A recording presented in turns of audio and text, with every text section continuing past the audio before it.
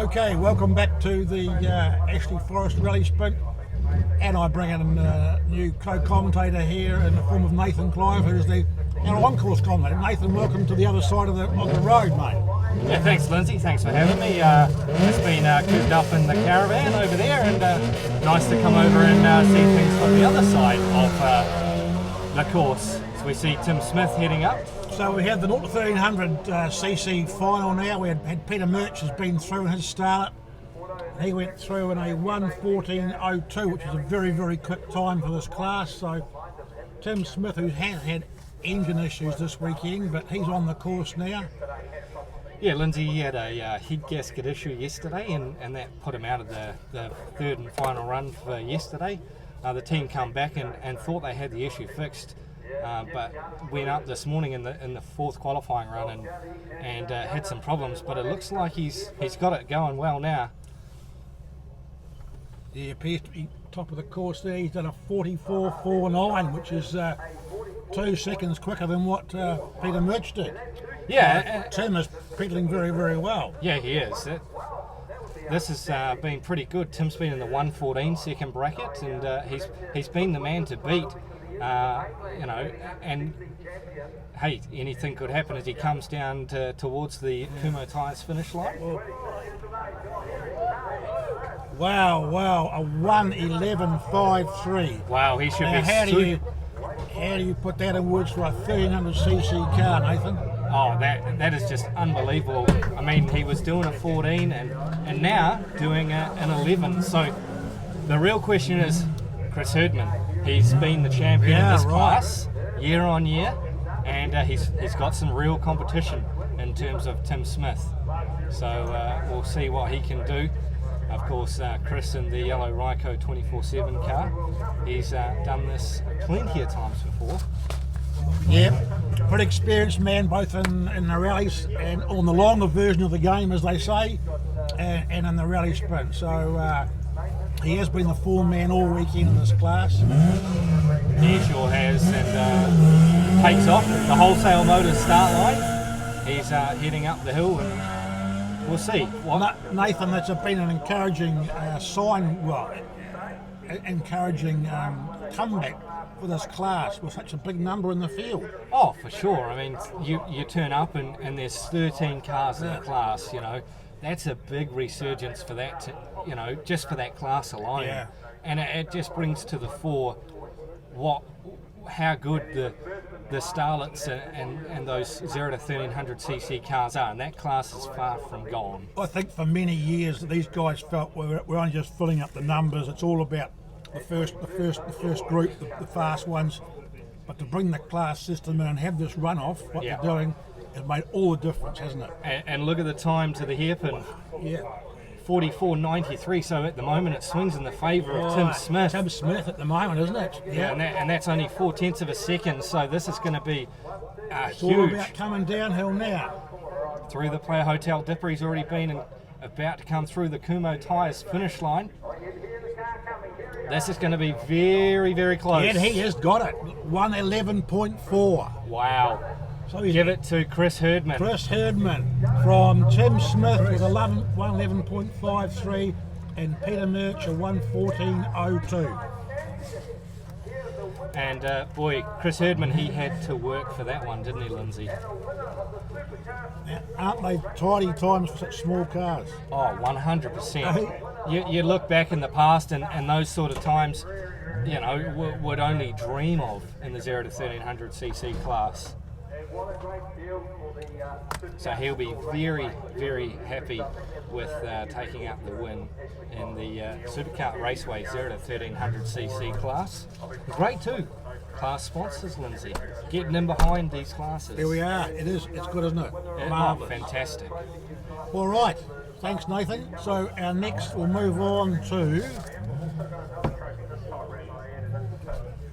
Yeah, that's it. We have the top 16 and then we'll have the next class round. So we'll take a break and we will be back.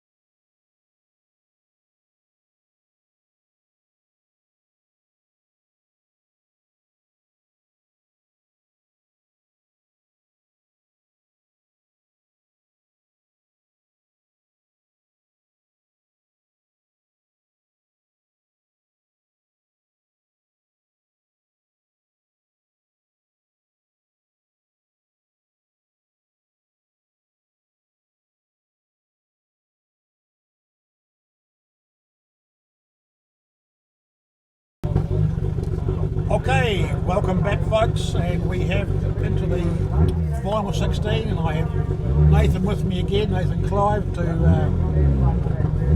see another point of view from the other side of the fence, so to speak. And the first man we have is our two-wheel drive record holder and Chris Hay from Mosgiel in his MR2. An MR2 comes back each year with different modifications that Chris dreams about during the year. New bits of spoiler here and everywhere, and here we are. So Chris did a very good time with actually broke his own record, his two-wheel drive record with a 1 minute .9. Yeah, that didn't sound absolutely flash as it took off from the line. It just sounded like it just had a little bit to it, didn't it? Yeah. But he's still going. He's made it through the notice corner, the infamous notice corner, and coming up towards the hairpin, the Waimiri 50 hairpin. He's through in 37.89. That's a good time there for Chris. But I think he might have been just a bit too aggressive at the start. Yeah, it sounded a little bit misfiring from the engine. Yeah, but, I think it was been well. Yes.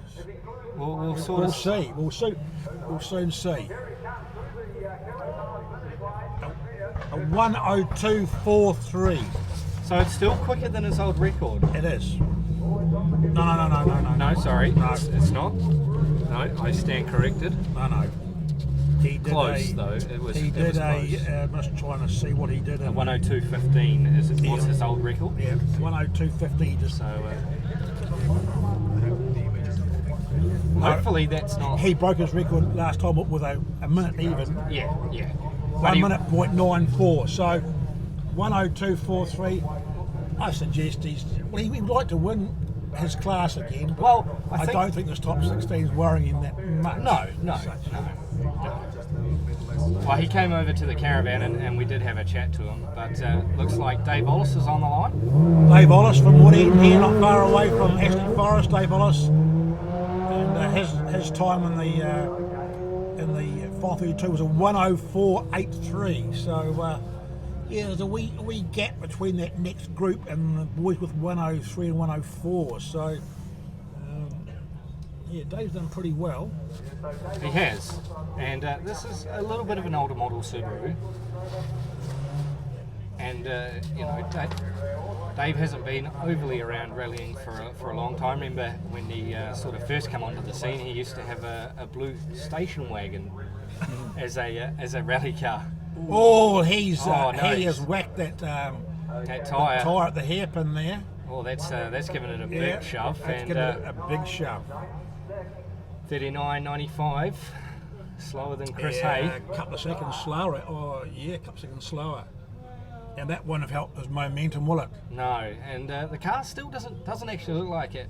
It's made a lot of damage to that right front corner. A 1:06.75. So yes, a couple of seconds there. They lost Nathan. Yeah, and hitting the tyre up there at the hairpin can cost you many a seconds. And interesting, Lindsay, to note, when I was talking to some of these guys earlier on course commentary, the hairpin's changed this year.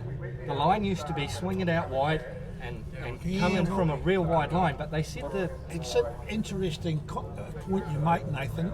I recall in those early years, it was forever being changed. The tyre was forever being changed. And it actually settled for some time now, and it's only this year again that I see it being moved around again. Yeah, and the line to the entry to that hairpin has changed, but isn't affecting the times. Yeah. So we have our view from the MoMac drone now as we look upon the start area here at Ashley Forest. And Jason Clark on the line. Jason Clark is on the line. Jason Clark did a time of 1 minute and 48 seconds. He was the 5th quickest. And you just look at those times, Lindsay. You've got 4 cars that were all around the minute time. and to be that competitive around the minute time, to have so many guys, it's fantastic, isn't it? It is. So they're obviously just moving that tyre, putting it back. That'll be why Jason's sitting on the start line. Yeah, there's some very close groups here. Like here we have like 4 all within the minute margin, and then we have 3 with 101s. It's very tight. Those guys could easily change just like that. Those guys on the 1 minute and the 101s. So, rightio.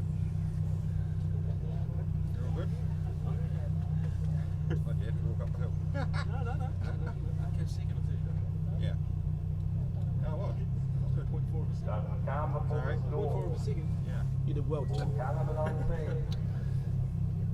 It's interesting who comes up and has a stand around here. Of course, Tim Smith just off to our left. Yeah. Second place in the runoff. 1300s. Yeah.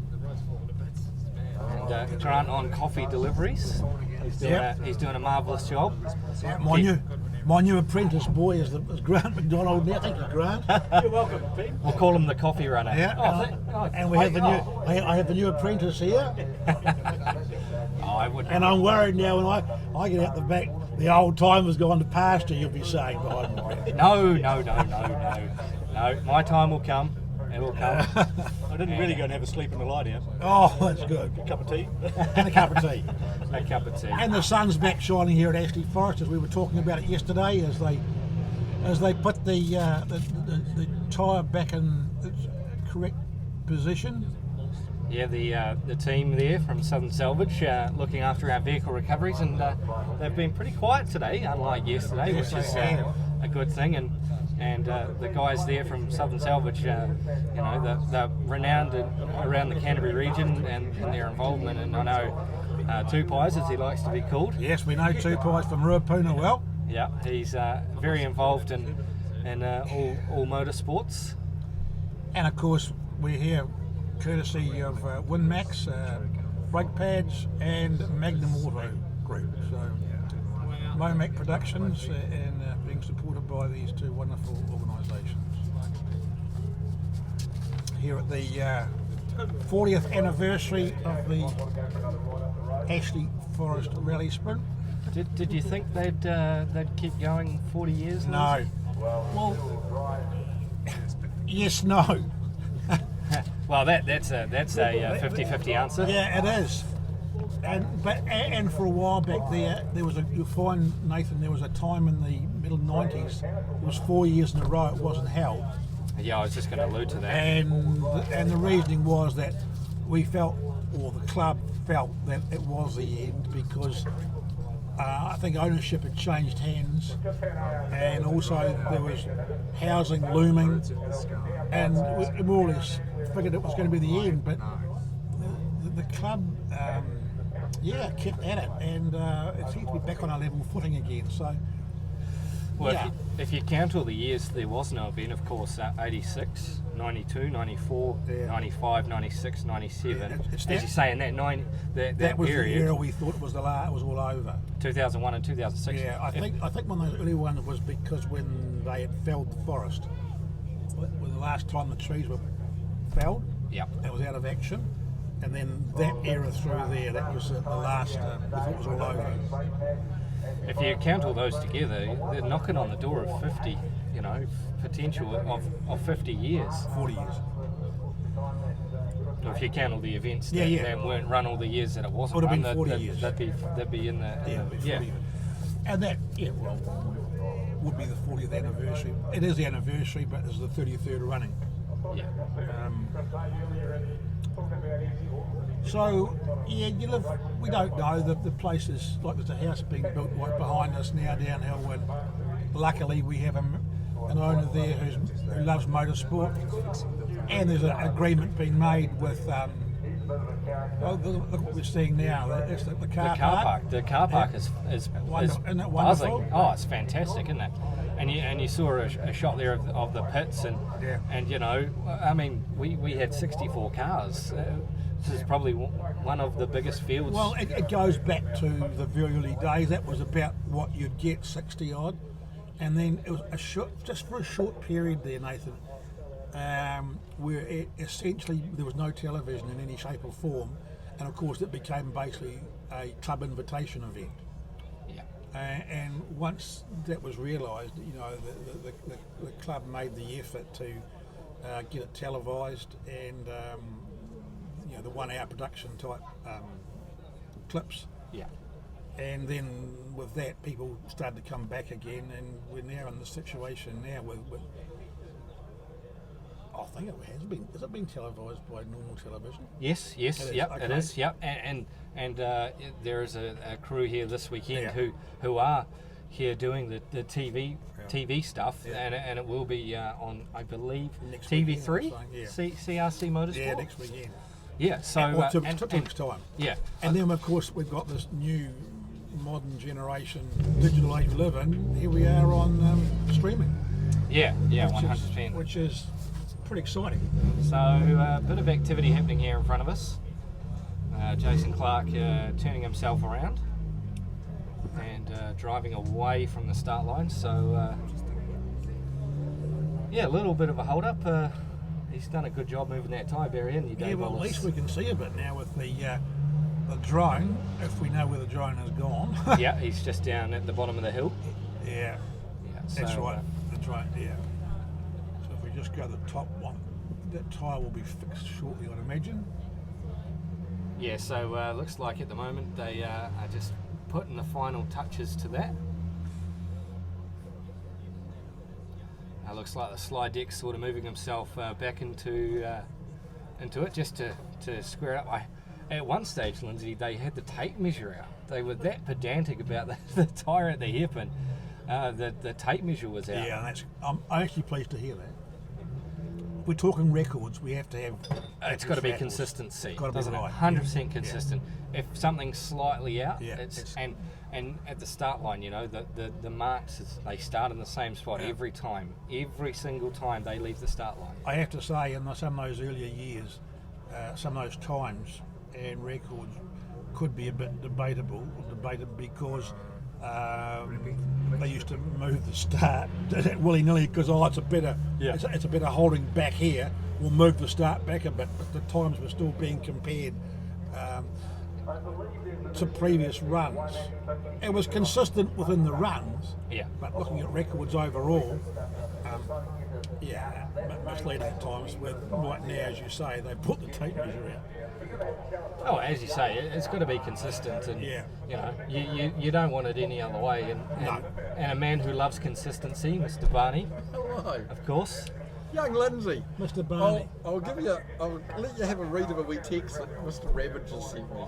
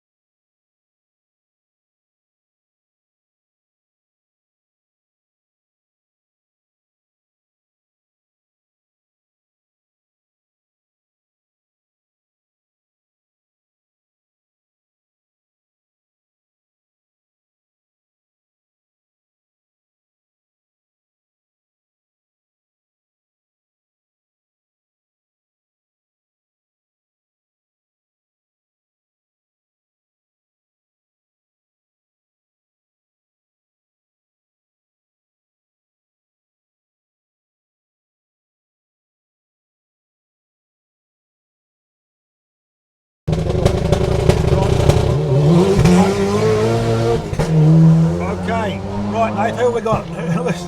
So Jason Clark is Jason relined Clark. up again, and he is on the hill.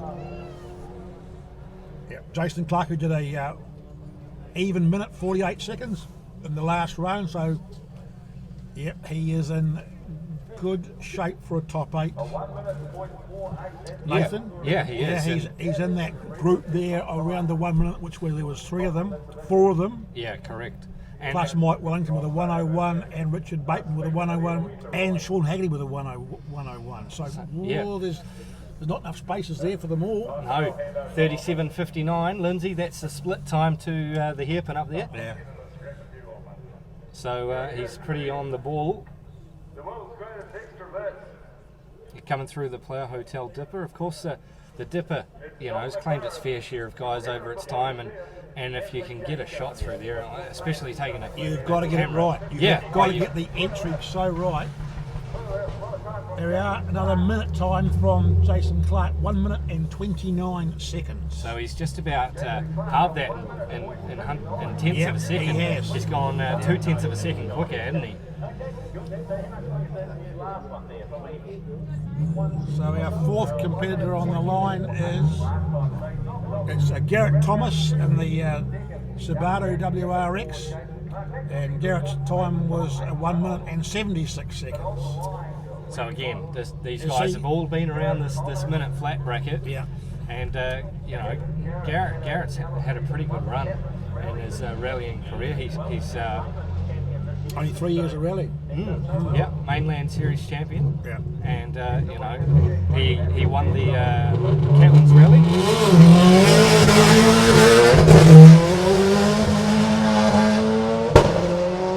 He took Dave's car to Catlins down there, the final round of the Mainland Series, and won it, and won it.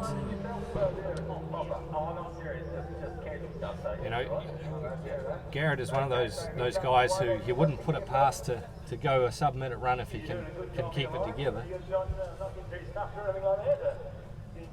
He's coming up towards the Notice corner and Halla sponsorship again back for them and the Waimate hairpin, the Waimate 50 hairpin. Fantastic to have those sponsors. We're going to use one overnight. Yeah. So Waimate stepped up overnight. They didn't have a hairpin sponsor, so we said about that. 37.46. Yeah, he's right on the button with Jason Clark. It was a 37.59. So this could potentially be close to a sub-minute run here for Garrett Thomas. He's coming down to the finish line. Not quite. 1 minute point, is it 9.96? 1 minute point 96. So he's a little bit slower than his time in the 32. So he sits in second place now is Garrett Thomas. Here's one of the hometown heroes, and this is Matt Summerfield. Matt, three-time winner of this event. I would suggest he is the hometown hero. Being Rangiora being the base, he is the hometown hero, and he did a 58.38, which is a very good run in a 13-year-old car. And of course, these guys have taken their restrictors out. Yeah, of course. So they were running those first 4 qualifying runs. Restricted 4-wheel drive rally, and Matt's taken out that class this weekend, and he's really put the foot down and showing that he is just as quick as those other guys. So we have our drone shot there for just a second as he goes up through grippers or noters. Yeah. Well, it's called grippers in the early days. Oh, it can be more politically correct. Rightio, there we have a 35.89. Wow, that is pretty good. Yeah. That's fair honking. I mean, he did it. Mightn't be as good as last time. Well, it is. In fact, last time was a 36.25, so he is on it for this time. I would just about put it to 57 potentially. 58.14. 58.14. So 58.14. 2/10 of a second quicker, and sometimes that's all it is. You talk about some guys big jumps, 3 or 4 seconds, but even 2 to 3 tenths is a massive jump in this. So that's our quickest so far. Matt Summerfield with a 58.14.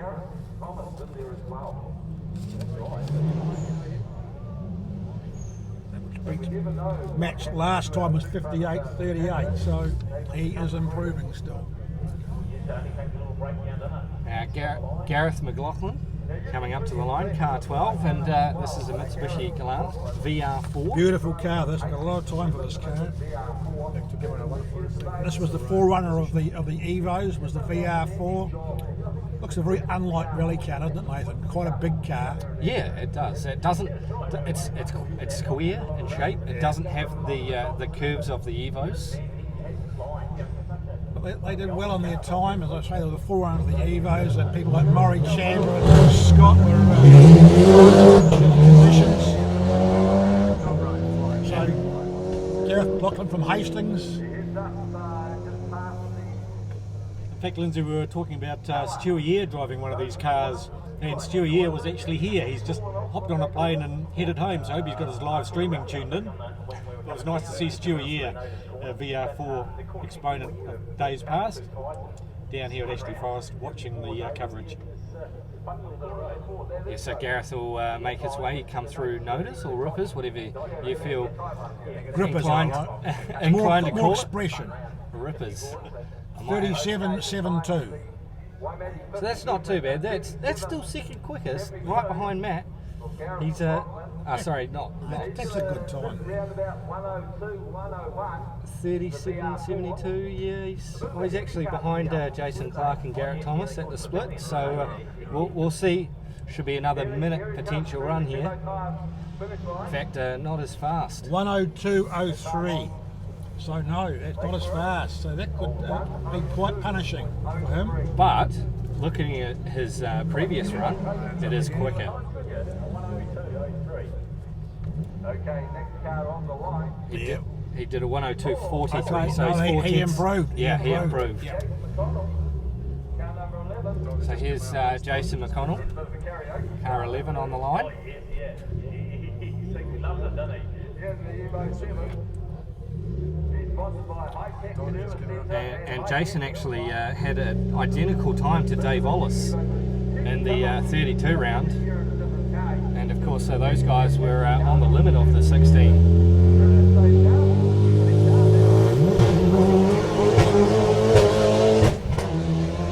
Alright, Jason McConnell, the Evo 7. He did a 104.83, so he's going to need to go quite a bit quicker if he wants to progress further. He's going to need to go somewhere around the minute, isn't he, to sort of progress to the top 8. Yes, he is. Jason McConnell made his name more in racing stock cars. So as he comes up through grippers, under the hairpin, and he will stop the clock at 40.36. He just looked a little bit lacking the commitment through there, if you'd like. Just didn't look as flamboyant. And he was slower than he was last time with a 39.54. So maybe is the road sort of conforming a little bit and not up to Jason not quite expecting it at the hairpin, maybe? Maybe. We are a 105.68, so that effectively puts him out. Yeah. It's slower than his 32 time, but anything can happen. You know, we're only 7 cars in. Yeah. You've only got to look at what happened to Sloan last year. You know, you only look at what happened to Hayden last year. We lost two of our best guys. That said it all. So you're never safe until the end. It's so good to see these North Islanders come along. It's quite surprising. So this is Daniel Feck, all the way from Great if it come all the way down. Danny Virk, the Mitsubishi FTO. And last time this car was here, it was in 2-wheel drive trim. Yeah, now it's a 4-wheel drive. This car goes very well, doesn't it? It sounds strange sound, isn't it? You hear everything else coming up the hill, and you know, and then you hear this, and it definitely gives a different note.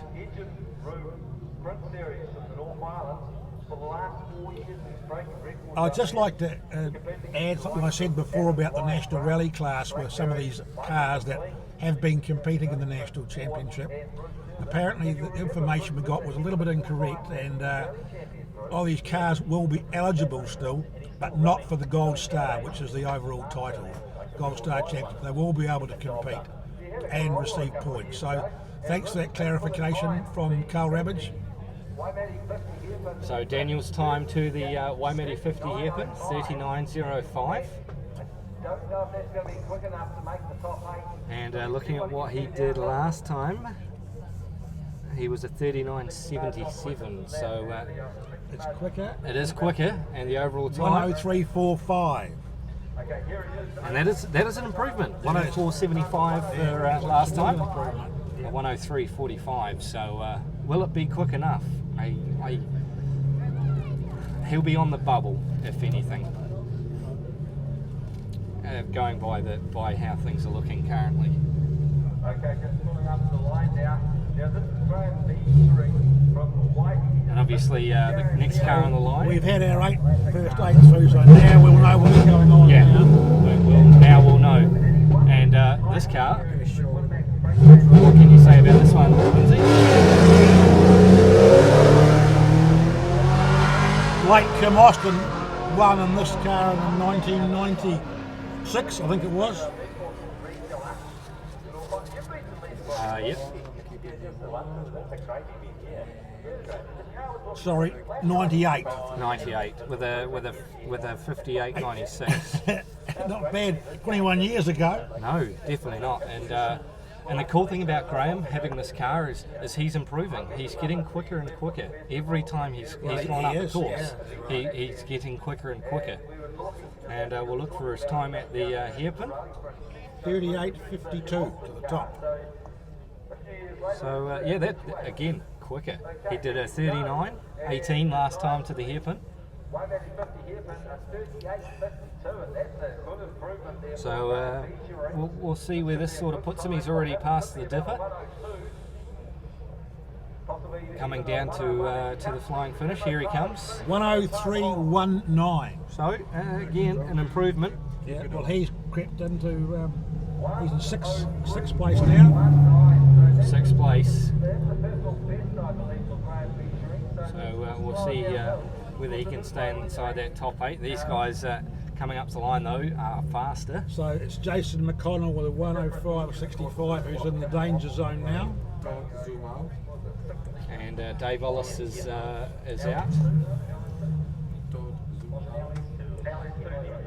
So car 7, the next one on the line. This is Mike Wellington, the ex-Hayden Pattern Evo.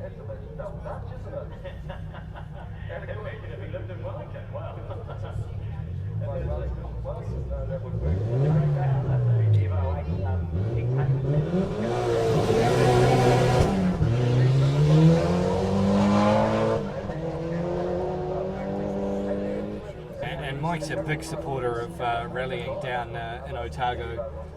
He had sponsorship this year, of course, of the National Championship round for the New Zealand Rally Championship, and Mike just loves to get out there and go rallying. He's one of those guys that goes out there and has a lot of fun.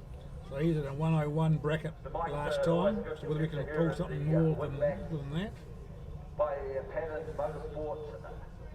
He's looking okay for a top 8 position, I suggest. Yeah, the split time is a 37.19. So looking at the splits, he's second quickest behind Matt to the splits and the runners that have been so far. So this could be a good time. Around about the minute mark we'll be looking at. He's down past the dip already. 1 minute point 87. 1 minute point 87. So Nathan, what do you think of that one? Yeah, that's not too bad. He's improved. Yeah, he has. He's gone from a 101 to a 1 minute. So he's made about 1 minute 67. I beg your pardon. So that puts him in third place behind Matt Summerfield and Jason Clark. And I say that's probably going to be about the cut-off time. If you're not in that sort of minute bracket, you know. So the 103s are in jeopardy now. Yeah. And that's Daniel Fick, of course. There's Trevor on. Trevor's on the line. Crow. Yeah. And Trevor's driven just about anything and everything up this hill, hasn't Our he? winner our winner in 1985. Good start from Trevor. He did a 103.6 last time, was his best by quite some margin this year.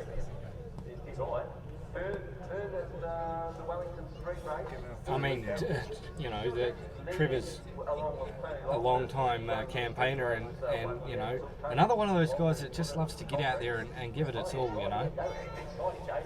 He just can't help himself. Trevor in his 70s now, and he just keeps on going. And he's got a record that's so envious record. Here we go, 39.05 for TC. Now that's identical to the time that Daniel Feck did to the hairpin up there. Can't see Trevor beating that 103 by much if he does now. Yeah, Daniel a 103.45, so we'll see if whereabouts Trevor will slot in the times. No, 103.72, which does pop him in 9th spot, so that's Trevor gone for this year. So 103.72. it's nothing to be ashamed of for Trevor. He'll be very happy with that result, I would assume.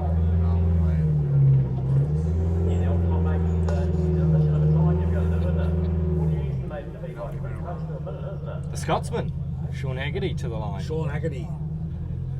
And Brutus, he's not many of these guys give their cars names, and Brutus is quite the quite the name for a rally car. It is, isn't it?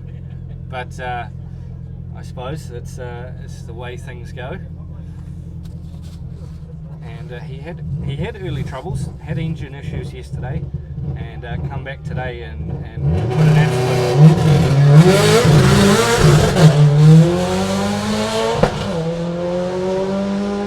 put an absolute blinders of a time. I think at one point he went 5 seconds quicker across one of the runs today, and for a guy that had issues yesterday and didn't get many runs in, 5 seconds is a big gap, isn't it? Huge gap, isn't it? A huge time difference in this sort of event. And that car has been through a rough time. It has. Had a big whoopsie yes. at South Canterbury. Big whoopsie not so long ago. Yeah, so great to see Sean out there. There he is, a 38.09, which is pretty respectable. It's a bit, yeah, he did a 38.43 to the top So that last puts time. him 7th up to the hairpin, so that's not too bad of a time. He'll be looking to improve again as we come down towards the finish line. Yeah, minute .58. That's a good time from Sean. And that puts him in 3rd place. 3rd place. 1 minute and 58 seconds. So yeah, that was quite an improvement. Oh, definitely. And I think seeing on how things sort of go, that may keep him inside the 8. So on the money at the moment is Graham Bijory, the Mitsubishi Starin V8. He's on the bubble right now. And again, a 103. As you said before, they're the danger zone. Yeah. With 4 cars left to run. And Richard Bateman on the line. I don't know if you know, Lindsay, earlier on he was having issues and in one of those previous runs, and he still qualified for the 32 and then come out and set a blistering time to make it through. Yeah, 101.40 I see that he's 32, 101.40, so he should be, well, he should sneak in, I suppose. Yeah. And Richard's not a guy for giving up. He's done a lot for the Marlborough Car Club within the last sort of 8 to 12 months, and he's really got that place going well. And we wait for his split time to come through. Well, it's not 40.98, so that's not a good one actually. Are the Gremlins not? The Gremlins haven't disappeared by the looks of those times, which is He's well off that pace from the previous run, isn't he? Yeah. Yeah. Yeah, he looks like he's just cruising. Oh yeah, definitely he's cruising. Yeah. You know, a 10, well, I don't class 104 cruising, but in this context it is cruising, isn't it? Yeah, it is, and that's a real shame because that's Richard out. And I, before he had his issues, I would have put Richard here inside the top 8.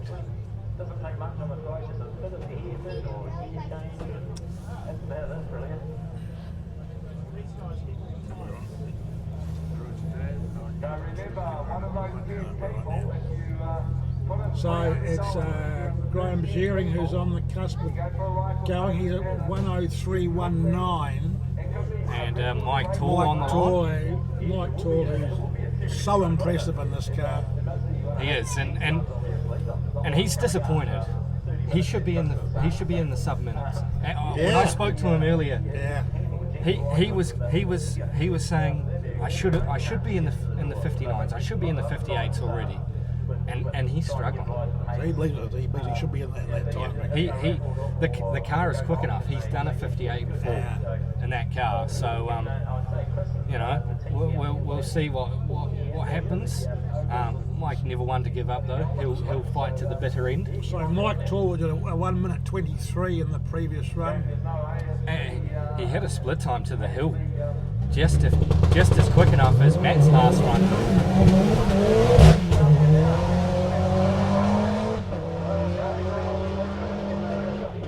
You look at his split time and a 36.66.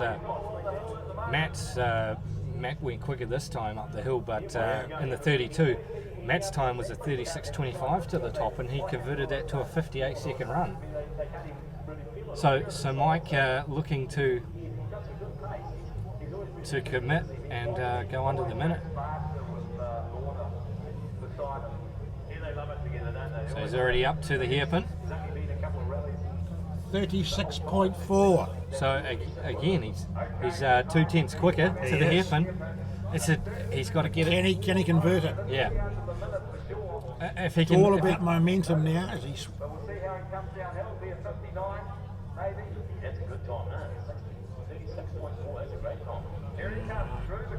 58.6.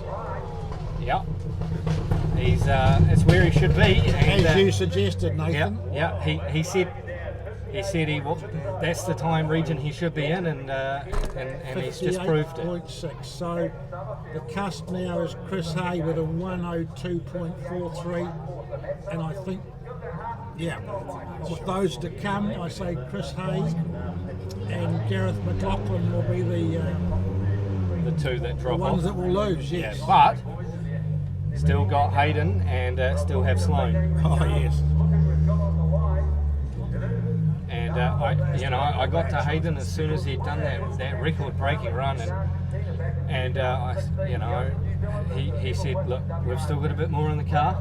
We're 30% down on power. The part they were waiting for never arrived, and he was on the back foot, but he knew that he still had the time in him. So his time a 54.18 last time. He was only 4 100s.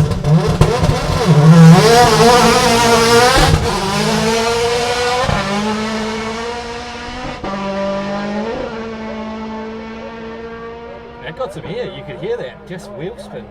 He just got a little bit of air on that.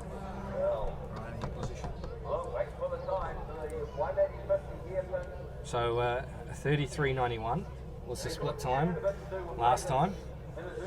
He just so precise. 33.91. So precise, isn't he? What are we heading for? Here we are. Wow. 32.88. That I suggest is the fastest anyone's gone up the hill. Yeah, I would hold your breath. This is going to be. Hold your breath now. This is going to go again. This record, I reckon. He's come through the dipper.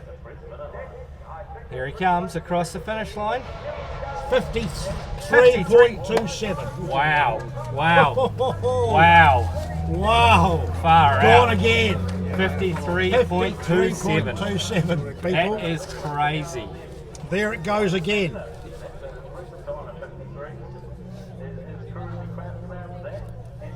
Wow, and that's what Sloan did when he broke that record. He did it 2 in a row, not consecutive runs for Hayden, but you know. Man, oh man. Oh, wow, 53s now. that is crazy. Almost a second. Yeah, yeah. I mean, if you thought 54 was good, 53. To be fair, up until a couple of years ago, we were talking 57s and 56s were yeah, good. yeah, You yeah, know? yeah, And now we- 100%. And now we're into 53s. Yeah. So, is the task for Sloan now to try and beat that, or is it just to move through the rounds? What would your mindset be? Well, you want to break it, don't you? Oh, yeah, of course.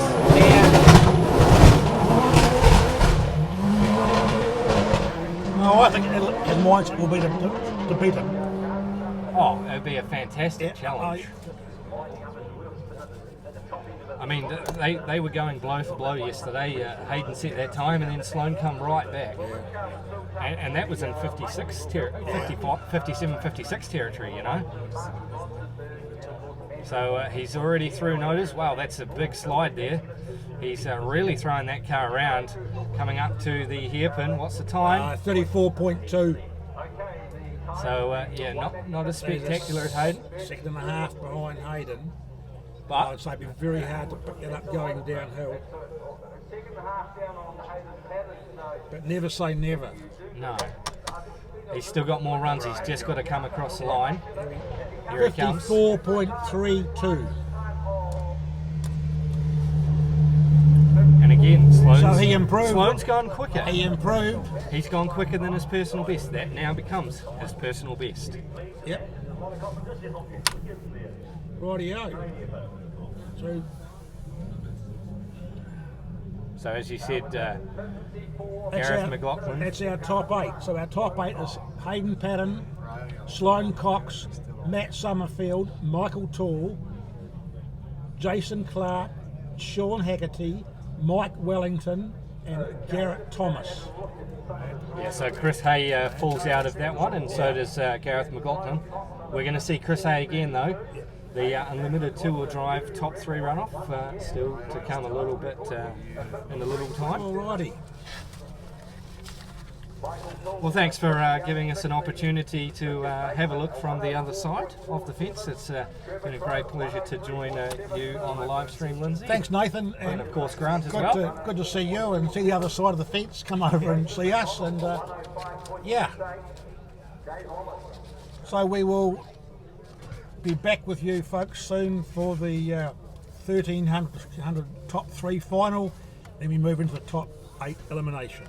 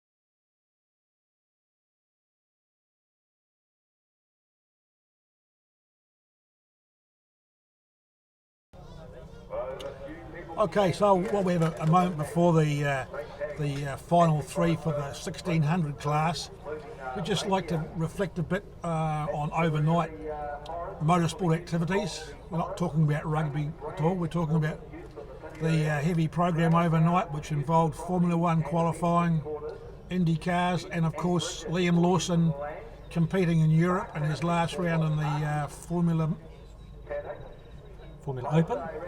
And team manager Grant McDonald will give us a rundown on the Formula Open, particularly with Liam. Grant. Yeah, thanks Lindsay. People may or may not know I've been managing Liam since he won the Speed Sport Scholarship in 2015, so it's been my pleasure to take Liam to Australia. We've been to America. He went to Europe last year to do the German F4 Championship, where he finished runner-up, and then this year came back, of course, for the Toyota Racing Series, successfully won the Toyota Racing Series in New Zealand and the New Zealand Grand Prix, and in January this year was signed to Red Bull Formula One Junior program. So Liam's been racing in two different classes in Europe.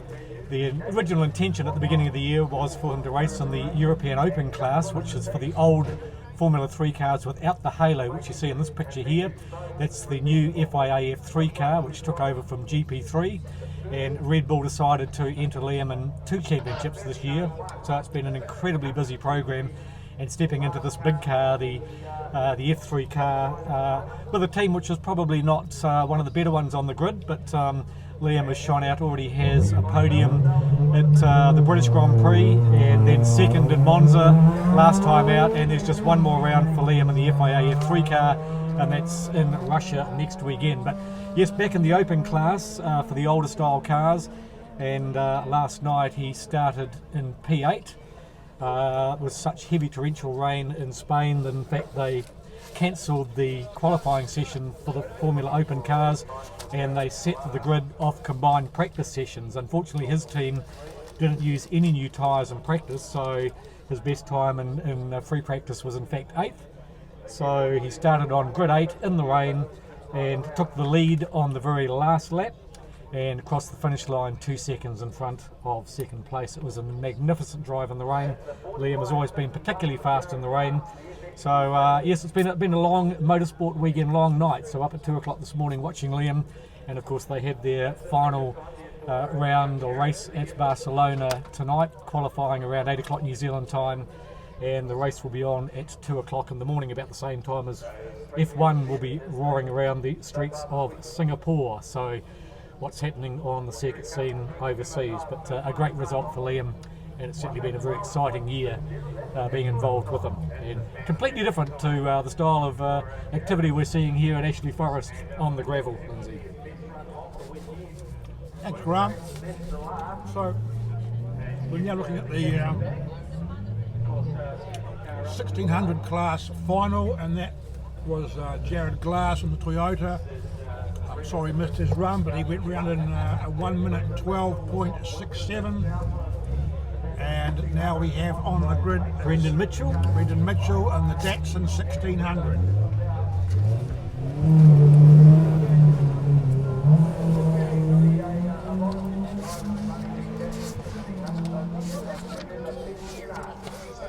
So Brendan Mitchell from Winton in Southland heads up the hill in the Datsun 1600. Started back in 1993, did Brendan, doing club sport events and rallying in 96. Been a Southland Sports Car Club champion 6 times and the Eastern Car Club champion in their 60th year. Brendan Mitchell from Winton in Southland, heading up towards the hairpin, which is now the Waimate 50 hairpin. And as you see it, the cars coming up to the hairpin, you'll notice the dates of the Waimate 50. October 24th to 27, mark it in your calendar, another great local motorsport event. On the downhill comes Brendan Mitchell. We did a 46.38 to the top, which was marginally slower than Jared Glass. We did a 45.51, but it's all going, no, at a 1:14.2, which is a second and a half down on Jared Glass. So There we are, that's Brendan Mitchell's weekend, so he can satisfy himself with a podium finish in the 1600 class. So it's Jared Glass now with 1:12.67 and Brendan Mitchell with a 1:14.2. And now we have on the line This is Jonty Brensel. Jonty Brensel. I was going to say Hugh or Lloyd Owen for a minute there. I'm sure he's got plenty of encouragement and advice from the Owens. Absolutely. Jonty Brensel from Canvastown there on the near the Pelorus Sound. So first in class here at Ashley Forest last year, so he'll be looking for a repeat.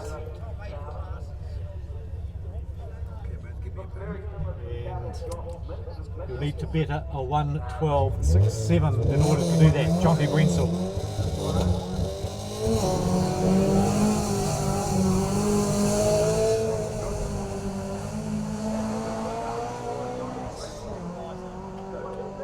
So here we go, last roll of the dice for Jonty Brensel.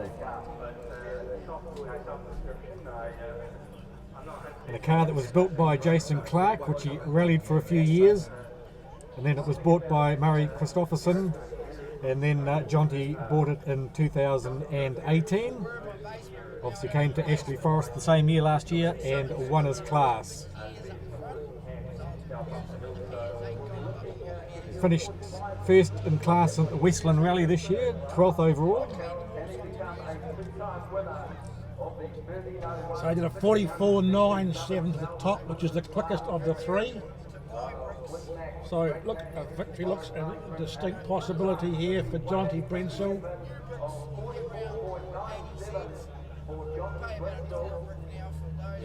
Coming to sight in just a moment, and there he goes through.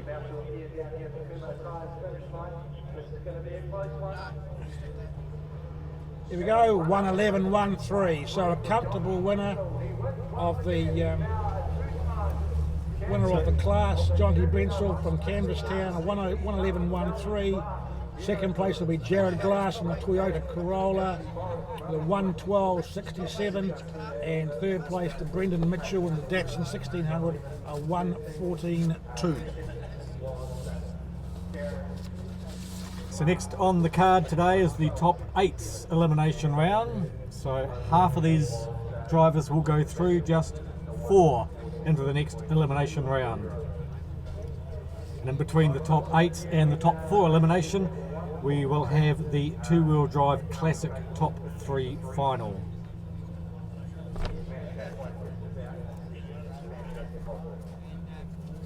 Glorious afternoon it's turned out here in North Canterbury. The sun is shining, and time-wise we look to be going reasonably well through the program, so hopefully this sunstrike issue we had yesterday, which caused a halt in proceedings, won't be an issue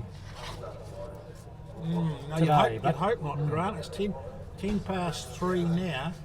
In previous years we've actually had it finished by 3 o'clock to be well ahead of it, but with running the extra full run, it sort of put things beyond control a wee bit of the old sunstrike. So fingers crossed we don't have it today. Of course, it just needs someone to, as has happened with Dave Ollis, nudge a tyre that needs to be put back into place, and that can slow the program down as we look at the lads out filling the holes in, trying to get rid of some of the ruts, and just to make it a little bit easier for the drivers to get off the line. So we have the top 8 elimination now, so here we go.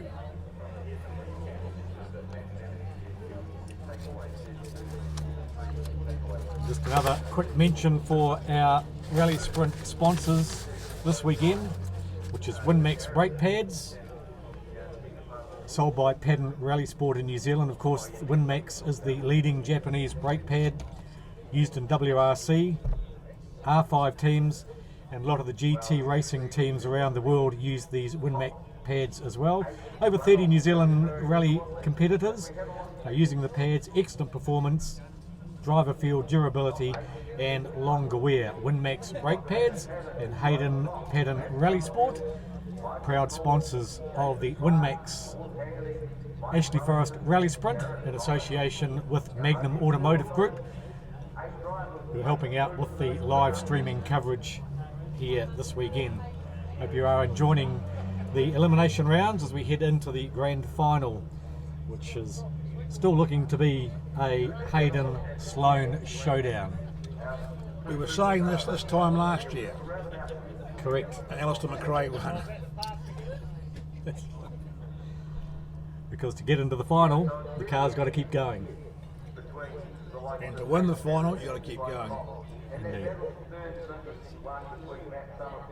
So, good crowd out here enjoying the Ashley Forest Rally Sprint. Yes, we were able to have the drone, the MoMac drone, showed us the car park before, so that was pretty impressive to see that car park full, basically. So, which tells us there's a lot of people up in the trees there. So, Well, Jason not Clark. up in the tree, literally, Grant. They'll be amongst the trees. So Jason Clark, the first one to come to the line for the top 8 elimination.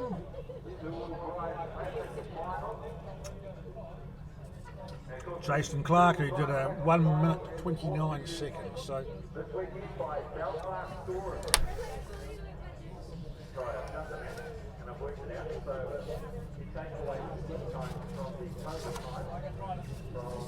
Jason Clark in the Evo 5. We've extolled the virtues of the Evos, Grant, this weekend. And I think people agree that the Evos will become the known stalwarts of the 2000s and the 1990s and 2000s of rallying, like the Escorts and the Rotaries did before them.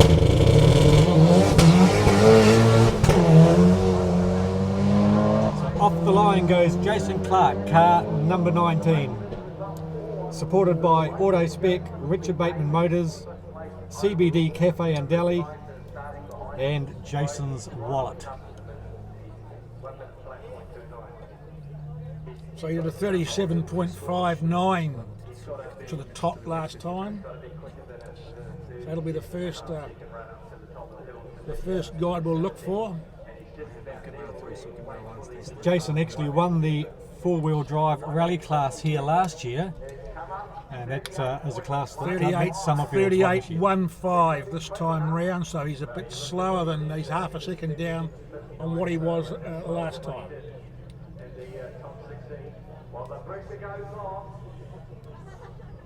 So all on the downhill run now for Jason Clark. As he hits the finish line. A 1 minute even 9.2. 1 minute .92 for Jason Clark. So he's slower than his previous run.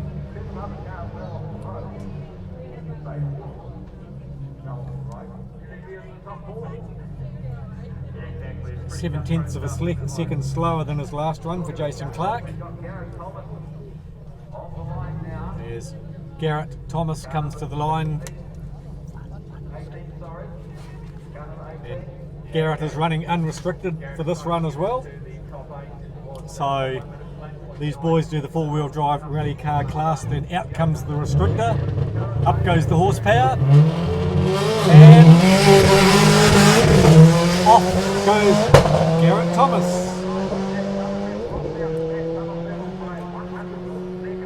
Garrett was 37.46 to the top last time out, so again we'll watch that as our guide for the final time. So last year Garrett finished 4th overall with a time of 59.67. So he'll be looking to dip under the minute.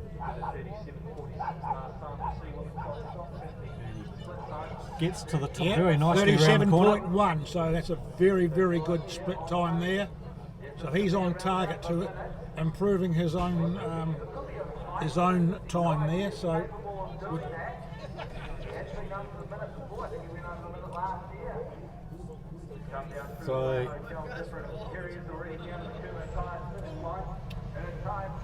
59.61 for Garrett Thomas. So he has 59. broken. Garrett has broken that magical minute barrier too. And last year his fastest time was a 59.67. He's now done a 59.61. As Matt Summerfield comes up to the line, car number 17. On the edge. You've been dropped.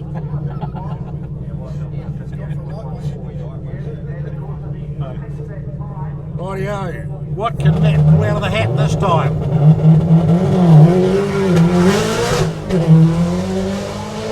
35.89 at the top, what he did last time.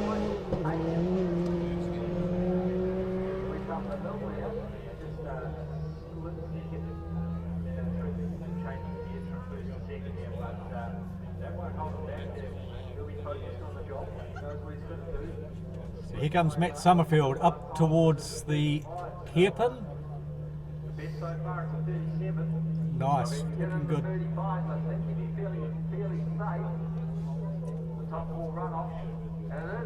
35.69. So he is just under his time from the last run. So we're looking for even a better time now from Matt. Can he go into the 57s in this car?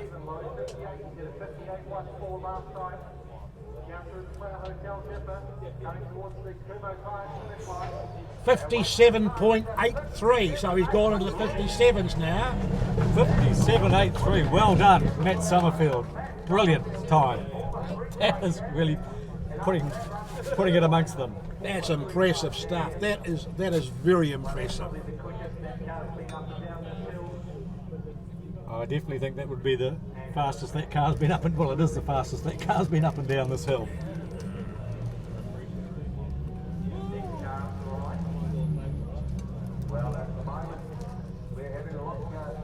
So, trying to make it into the top four now. Here comes Mike Wellington. So 3 times on the board already.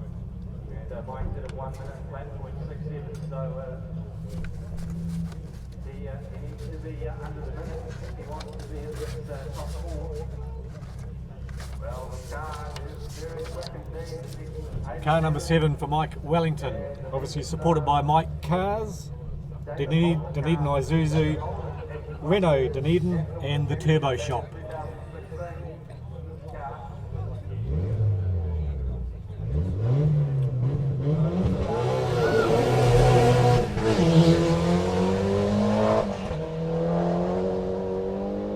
Up the hill heads Mike Wellington in the ex-Hayden Paddon Evo 8, still in the team green colours.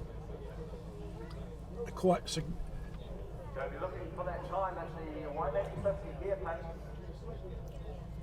very distinctive colour scheme, this car, isn't it? Always has been, when with Hayden had it. Grant, that Yep. green distinct. Just got a wee bit more white on it now. Yeah. Okay, 36 Safely around the hairpin. 36.73 was Mike Wellington to the hairpin, so he is a bit slower than last time. 36.73 to the 180.50 hairpin for Mike Wellington. Beg your pardon, he's half a second quicker. Put my glasses on again. Half a second quicker, so it's all here he right comes here. down to Here the he finish comes line. now, and it's a 59.91. 59.91, which puts Mike into third place, just behind Garrett Thomas. So for the top 4 now, our cut-off must be 1 minute point 92. Okay, next car on the line. This is car number 5. so you're going to need to do a sub-minute in order to keep going. We're shaping up to see that the fifth person missing out would have gone under the minute as well. Yes. That, I guess, had never happened before.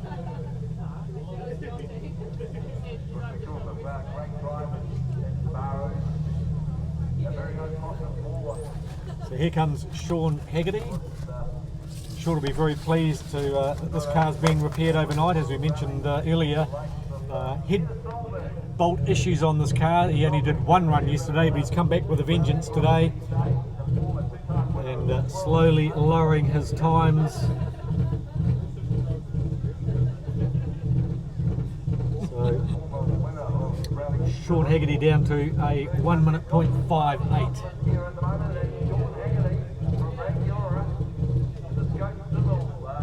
He's actually done a 1 minute .43 in qualifying for today, so he hasn't actually been as fast as his very first run this morning.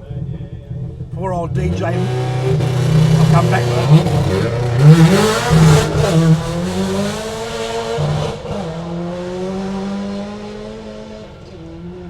I was just commenting about poor old DJ Musk and the little Citroen that caused damage to some of the boys down here before with a placard, Sebastian Musk.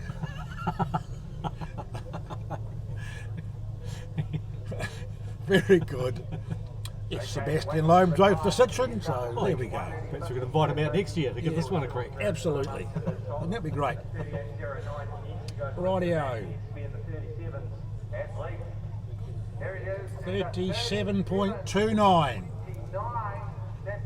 That's a quick time for Sean Sean Haggerty. Haggerty. He pulled the rabbit out of the hat for that one, that's for sure. 37.29, and he did a 38.09 last time.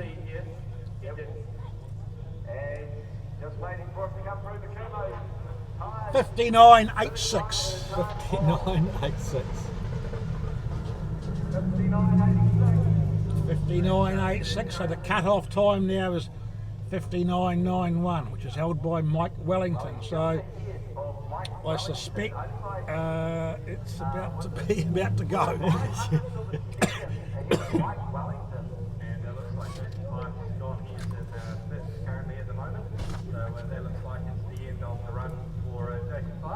And the next one on the bubble, of course, is Mike Wellington. So up to the line now is Mike Tall.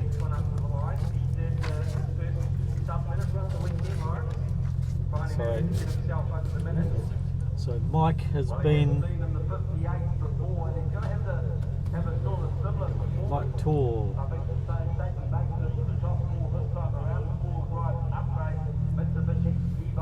So he's done a 58.60.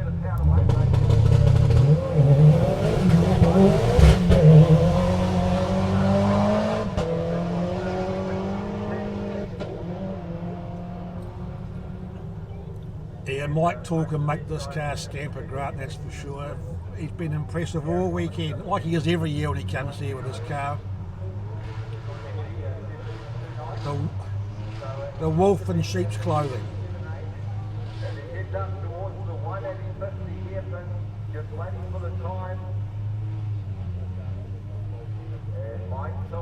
So an ex-road car here that's been built up and developed by Mike. 35.9 for Mike Tall,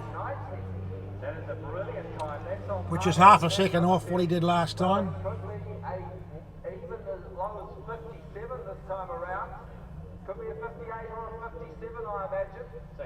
Down towards the finish line comes Mike Tall. 58.34 for Mike Tall. So from a 58.6 down to a 58.34. So now he puts Mike Tall in second place now behind Matt Summerfield. And your cut-off margin is now Sean Haggerty with a 59.86. So Mike Wellington's gone and Jason Clark is gone. So Mike Wellington is taking no further part. He is out of this contention. Sean Haggerty now on the bubble. So Sean Haggerty looking very good for Matt Summerfield to get into the top four in that car, which is pretty amazing. 13 years old. Yeah, pretty cutthroat stuff. And Garrett Thomas still with 2 cars to run. So Well, those two very, very quick cars for slow cost. now the two heavyweights to come. Hayden Padden will be the first one to come up to the line. And of course he's already reset the record. How much quicker can Hayden go in this car?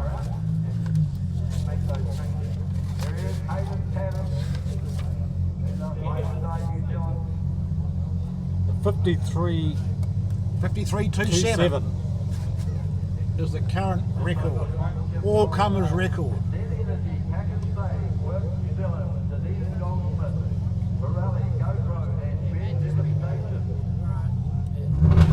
So ready to go, Hayden Patton.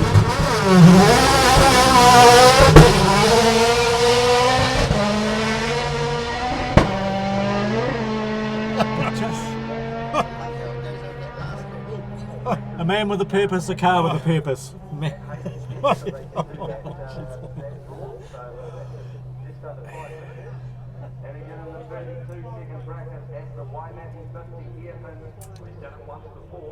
So, trying to see if he can get into the 32 bracket. No mistakes, no mistakes. Here we go, 33.59 to the top of the hill. He's done a 33.47 to the hill to the top in the past. He did 32.88 last time, so maybe our expectations are a little bit high, Grant. Here we go, 53.75.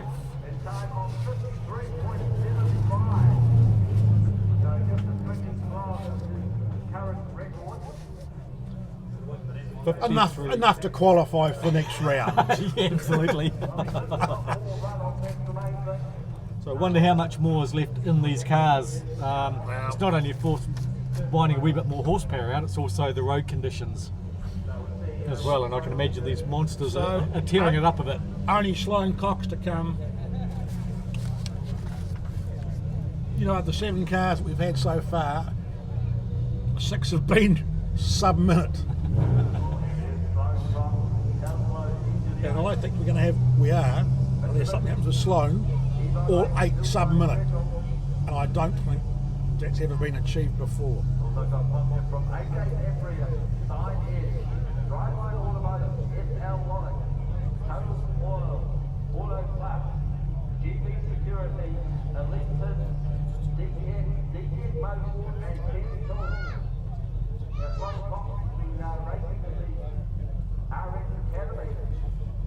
Sloane Cox was the first driver to start smashing the records here, and that was a slow getaway. That does not sound flash. That doesn't sound like it at all. And dare I say, he might be struggling.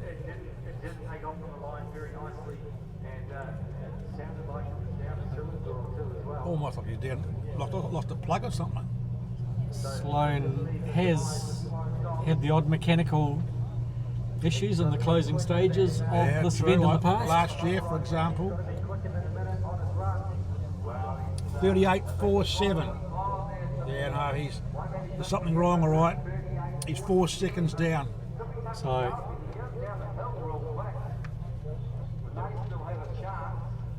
it's all on the downhill run now for Sloane. If he can qualify, salvage anything from this run at all, otherwise he will be out. Sloane is gone. 59.91. The same time as Mike Wellington. Well, here we go. So the top 4 now. Garrett Thomas has been given a lifeline there, so our final 4 will be Hayden Patton, Matt Summerfield, Michael Tall and Garrett Thomas. So we've lost Sloane Cox. Here we go. Just goes to show you.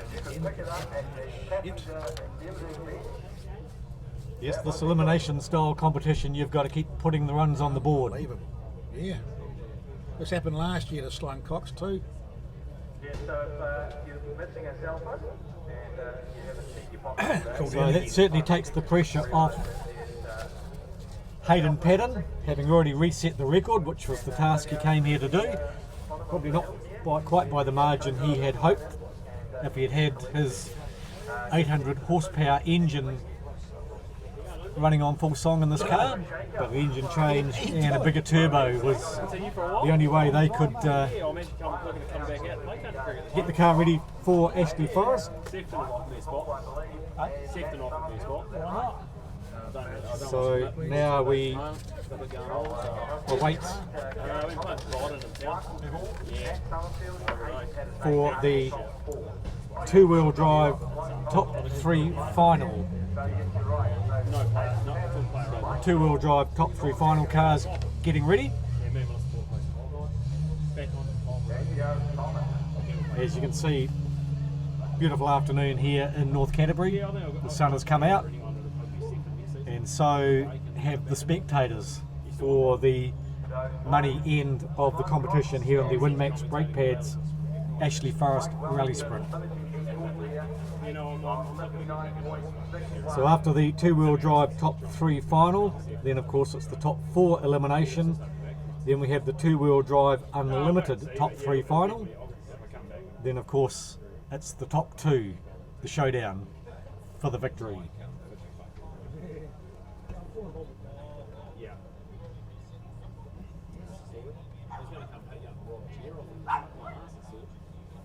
So looking at the crowd enjoying the event up the hill. Of course, some great spectator spots along the course, and the spectators can walk up through the trees to various spots.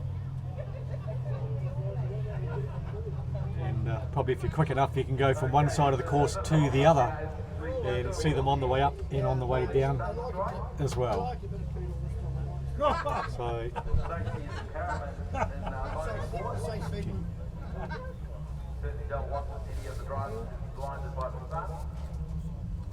Blinded by the light, wrapped up in a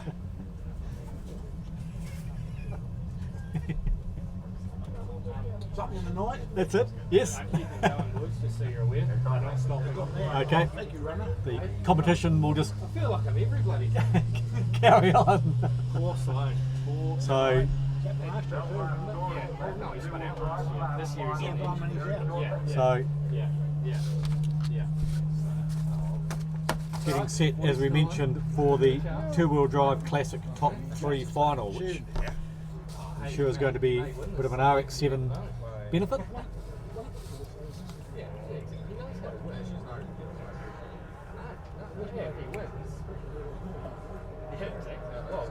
Yeah, because it's grenade last year.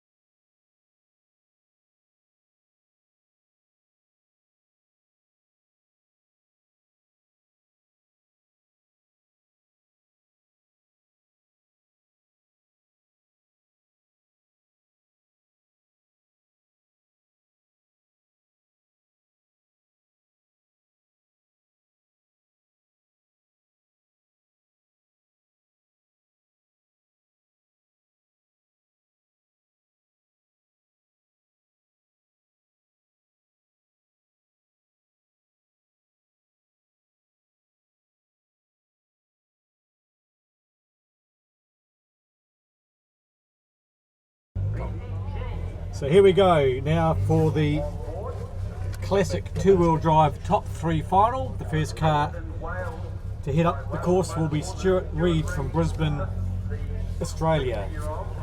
So this will be the He's a former Queensland Rally champion back in 1994. So it'll be one escort against two RX-7s for the classic two-wheel drive final, which pretty much back in the day it was escort versus RX-7. Indeed Stuart it was. Reid, and then we'll have Grant. Bert Murray and Phil Walker will be the other two finalists in the two-wheel drive classic class. Stuart Reid, the first one to put a time down, and let's just see what his time is to the Waimate 50 hairpin. 43.42 to the top. 43.42. 43.42. So as he comes downhill, Stuart Reid to put up the first benchmark time for the two-wheel drive classic cars. Here he comes. Over to the car's finish line at a time of 43.42. And the finish line 109.47. Oh, 109.47. 1 minute 9.47 for Stuart Reid. So Phil Walker's done a 108 in the past, and Bert Murray's done a 107. Yeah. So it's up to the two Mazda drivers now to see out who's going to take home the trophy today. Two-wheel drive class is Phil Walker. He lines up now. And when you look at a 107.32 versus a 108.59, very little in it between the Mazdas.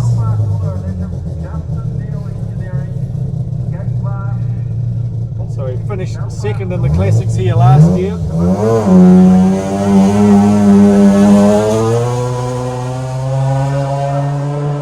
Can Phil Walker topple Bert Murray to win the classic class here for the two-wheel drives this year? So it's built in 1996. So Phil started rallying at the age of 17, did it for 2 years, then had a 30-year break away from the sport and started again at the age of 48 in 2015. So Phil's now 53 Going up to the 180.50 hairpin. and obviously enjoying his time in the Mazda RX-7. For around about 40 seconds up. So it's a 42.66 to the top for Phil Walker. 6-6. That's a wee bit slower. That's slower than Stuart Reid did to the top. He did a 43.42, so let's see how quick the Mazda can come down the hill. He's quicker. Flower Hotel dipper. And here he Oh, comes. sorry, beg your pardon. The rotary streaming through the He'll go through in a 1.755. box at a 106. So he's the quickest so far, Phil Walker. A 1.755. And his fastest run of the weekend so far, so they're really putting everything on the line in the final. So a 107.55 compares to Bert Murray's 107.32 previously, so can Bert match or better that time to win the class? And the ex-Richard Kelsey factory spec Group B RX-7, and that design made so famous by Rod Millen. Indeed, it did. 1 minute 1 here in 1988 in the RX-7 and the first driver to go under the 1 minute barrier.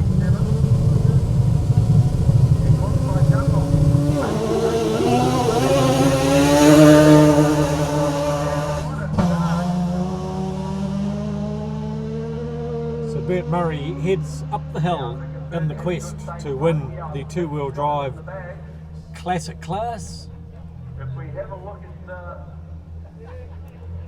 and a 107.55 is the time to beat for Bert Murray.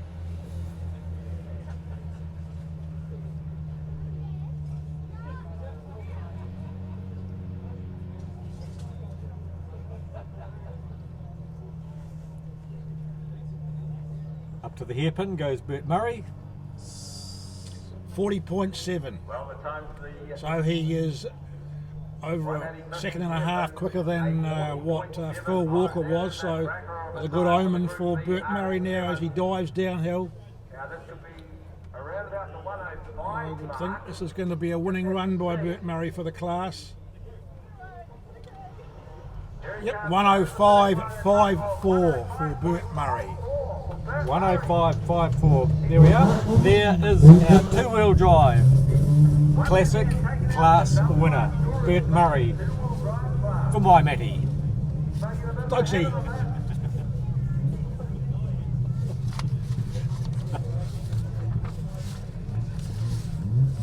So that is the two-wheel drive classic final. And we're now back to our top 4 elimination round.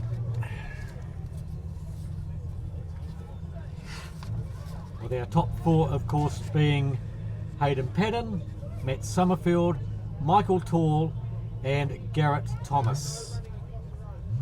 Sloane Cox eliminated with mechanical issues in the last round.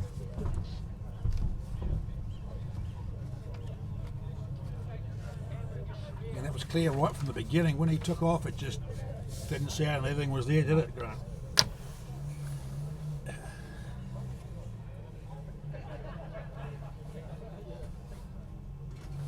And I guess if he knows that Hayden's coming back next year with the bigger engine, the 800 horsepower, they'll be going away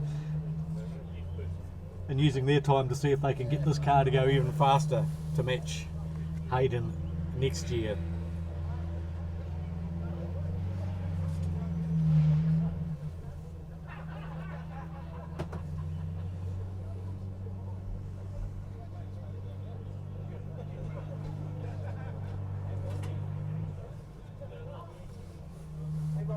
Sun's sort of coming and going. We hope that's not going to cause any issues at this business end There's of the rally sprint. a bit of cloud, more of a cloud base today, Grant, so I really can't see it being an issue. Okay, what have we got about Hayden? We've got some news, have we? No, not news. I didn't make it that far. But what I wanted to talk about, Lawrence, was Sloane. He's gone now. Unfortunate drama and no further parts of this event. Does Hayden dial it back? He knows he can put a 55-second run. If you look at those. So it's, I guess, getting down into the top 4, the top 2 now with the pressure off from Sloane Cox, so it makes it a little bit easier for Hayden, but is he still going to keep pushing the envelope?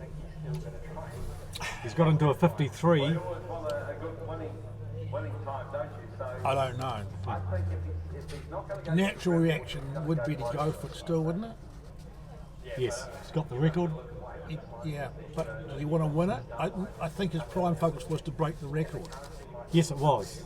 And I guess if you break the record, then hopefully the win would come with it. Yeah.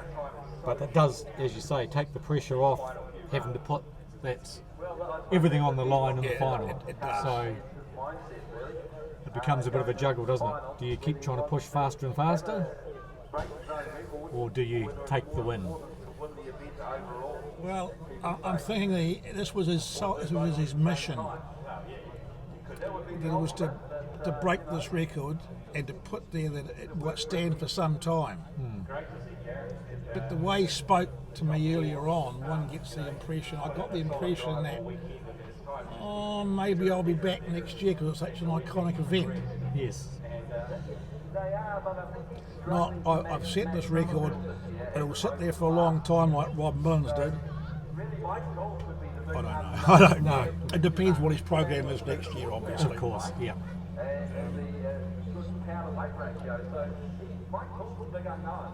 Will he finish third? Will he finish fourth? Or will he finish in the top 2? Oh, sorry, will he finish in the top 2? He's been in the top 2. Just wait for the first of the cars to come up for the top 4 elimination round, and the first one to come up, of course, will be Garrett Thomas. And the same with Matt Summerfield. The restrictor has come out of the rally car. Matt said about an extra 100 horsepower for him, and it seems to be that's the rule of thumb, about another 100 horsepower without the restrictor. Yeah, it does, doesn't it? Well, we look at the buffer. We know that Hayden has done a 53. The next quickest that's still in the competition is in the 57. So that's about a 4-second buffer. That's what I said at the start of the week, that Globe and Hayden has around about a 4-second buffer over the field. So Grant, I put it back on you. What would you do if you're in Hayden's position? Somehow the competitive nature still wants to Yeah. go faster and faster, it doesn't does, it? You know, doesn't you it? just, And it's the nature of this event. yeah, it is. And I'm sure Hayden would like to put on a show, continue to put on a show as he has done all weekend, for not only the spectators here, but all our live streaming viewers around the globe. Yes, to all you good folks out there, we do thank you so much for viewing and taking in the atmosphere here in Ashley Forest. You're not missing the dust, I can tell you. but a lot of you would have been here in the past, and I'm sure that doesn't worry you anyway, being true rally enthusiasts. As the Woodend Automotive sponsored Subaru WRX of Garrett Thomas, normally co-driven by wife Jenna Thomas.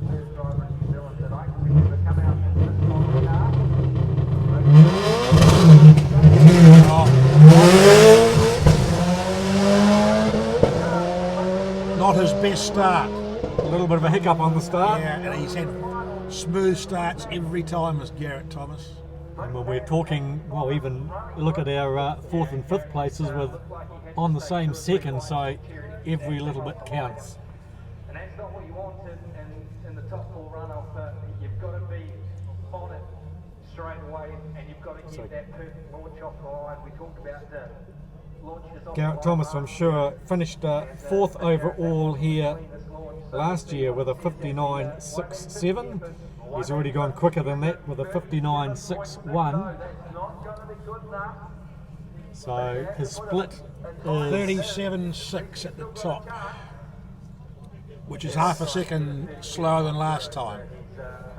so throw the anchor out on the way down the hill is the only way he can recover from that. 1 minute 0.61, so that I would suggest puts Garrett Thomas out. We can't confirm that because we don't know until everybody's run, really. Hey, 1 minute's not the quickest time of the weekend, but it's still a time. So And the next one up has to beat that time. Garrett will be waiting to see how the other 3 go, and particularly it'll be Mike Tall and Matt Summerfield are the ones he'll be watching. So here we are, Matt Summerfield has reset the record in this particular car. So he keeps finding a new edge, doesn't he? Yeah, he Matt does. Summerfield in this car. Yeah, it's more than a Castrol edge, it's a winning edge it's after. Very good launch. Very good launch. Very smooth launch from Matt. Winmax brake pad, Ashley Forest running front. Matt's done a 35 split time. 35.69 was his last split time. 35.69. So let's see what he can get to the hairpin in this time. So we'll see what Matt can do. He makes his way up through the notice. Power corner. Well, that It's up to the all-important hairpin. 35.16 from Matt Summerfield. So he's gone half a second quicker than last time. 35.16, Nicole. So this should be a low 57, maybe even I've got regular co-driver here, Nicole, who's got camera ready. What do you reckon, Nicole? Here he goes. 56.65. 56.65. Oh, well done. That's Summerfield. That's brilliant. For that car, my goodness me. Now, Michael Tall certainly has a tall order. Yeah, I was just going to seize that apart from you. That's Matt Summerfield, take a bow. 56.65. Well, he certainly threw the anchor out of that one. Well, they must have found No some. anchor. They must have found some secret steroids at Autotech. That's all I can say. So Michael Tall is going to have to put in an career blinder. You've got So steroids knock around the place. Matt Summerfield out of the final. So this is the red.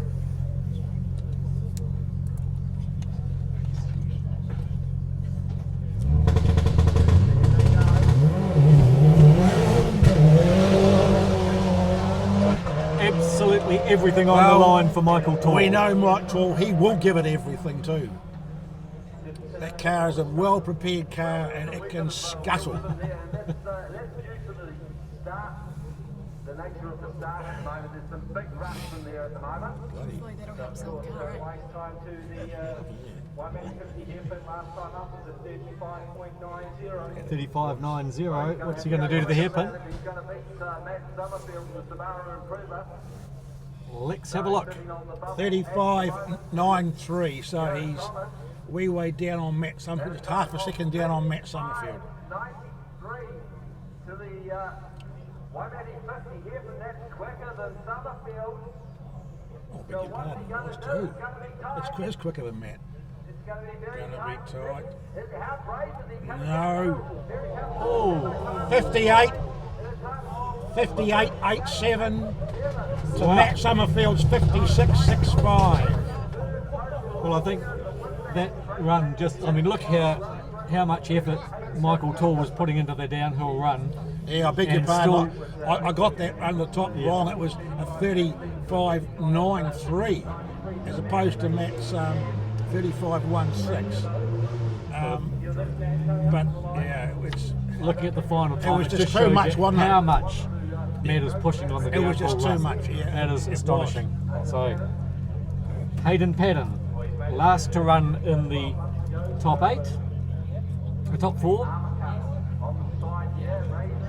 So only 2 cars are going forward, and at this stage it looks like Matt Summerfield and and we'll wait and see. We wait and see. Right? We're not putting the kibosh on anybody. definitely not.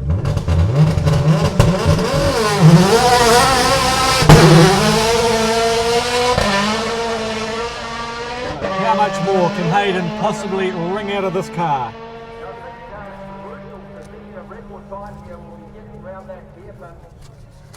So last time to the hairpin, Hayden Padden was 33.59. The top of the tree. But what we're going to do around the 150 hairpin, just looking now, he's coming up, he'll be round about the 32-second bracket.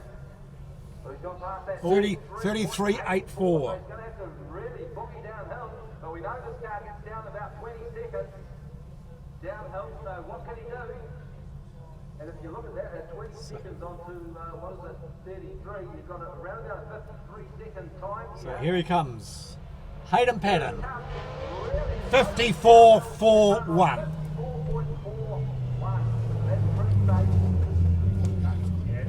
So there we have our finalists. We have Hayden Padden and we have our local hero, Matt Summerfield.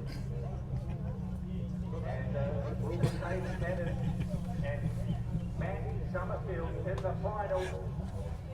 The older model against the 84. Yes, the old model car indeed against the State of art. state of art, specially built car. So I don't, Garrett Thomas, a great on clean runs, obviously not going to be too much. But yeah, we have to pay tribute to both Michael Tall and to Garrett Thomas for their performances at the weekend. Truly remarkable.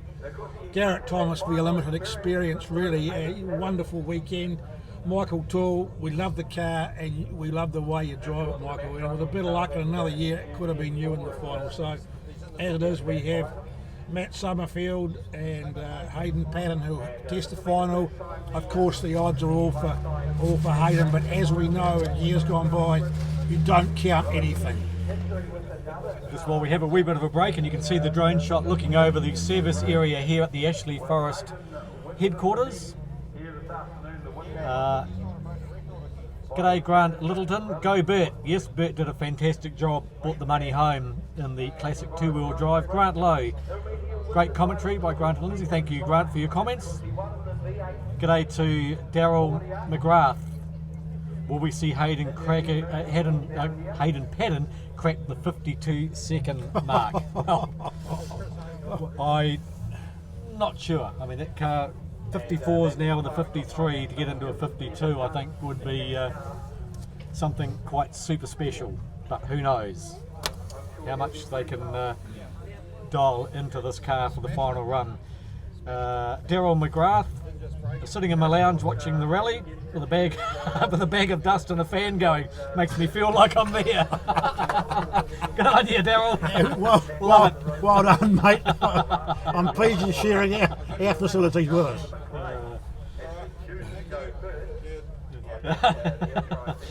And then a friend replied to Daryl and said, get a friend or a family member to throw some rocks at you into the atmosphere. Oh, I love it. Well,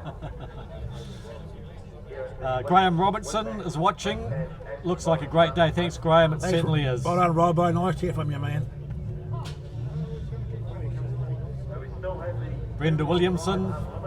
Love those Winmax brake pads. Good on you.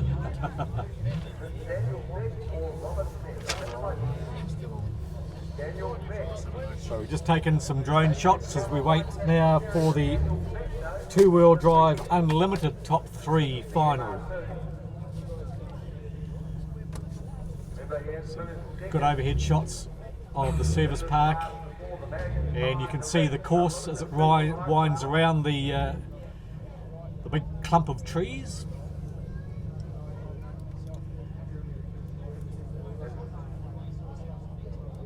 It's great to see the Hawke's Bay boys down here once again. With Gareth McLaughlin, When the VR4 unlimited two-wheel drive, and then he broke the record for a minute. Last year. Oh, yeah, he broke the record. Yes, he has. Well, they got a run yet, do they? So two-wheel drive unlimited, top 3. It's four-wheel drive. Yeah, it's Daniel Fick. It's four-wheel drive.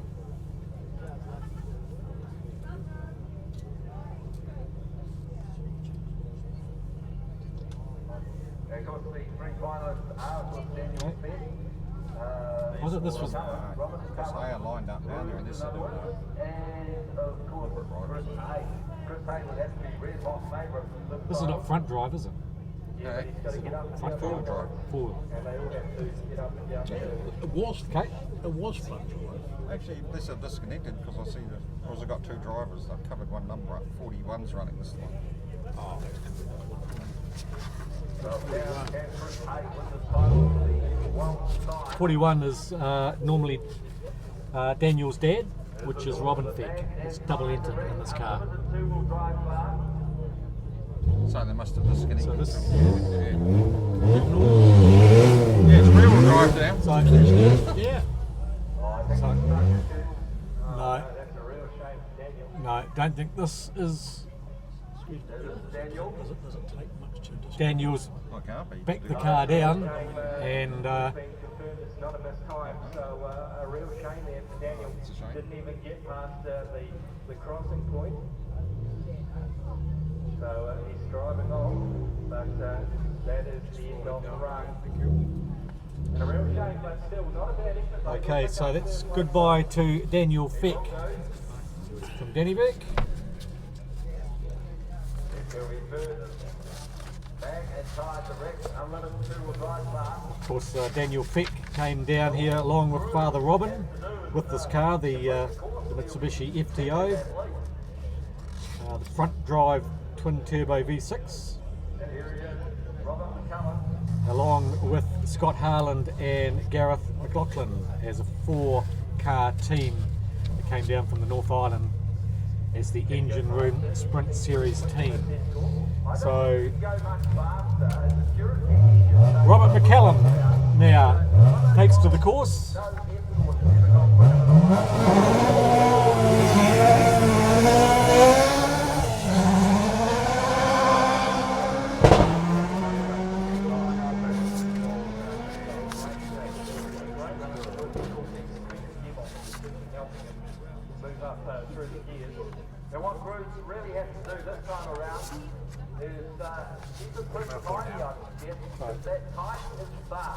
Robert McCallum on the course now in the two-wheel drive Unlimited. Of course, this car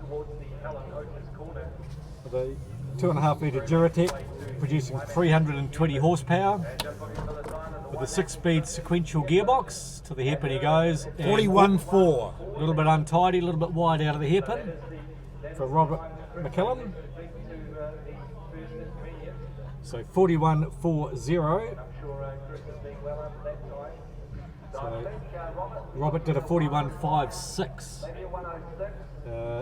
in the 32 run and had the best time of 105.85 because he's trying to lower that mark. It's 107.87. So 107.87.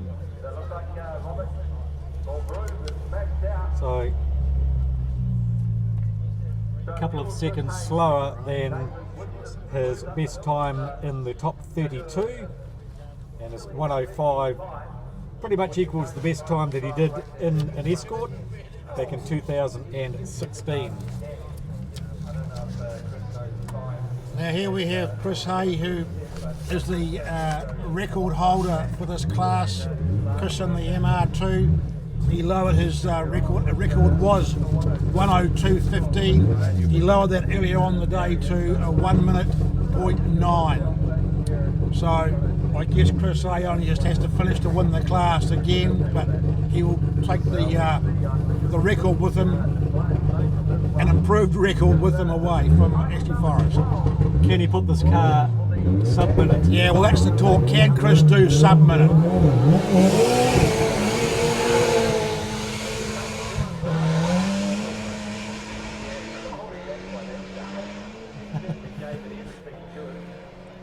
Screaming its lungs out as it heads up to the top of the hill.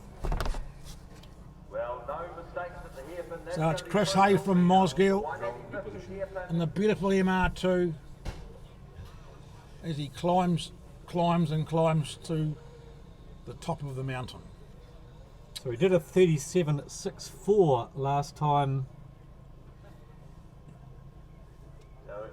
when he did his. It's a 38.17 this time. So he's going to have to pull a lot out of the bag to do a sub-minute time now.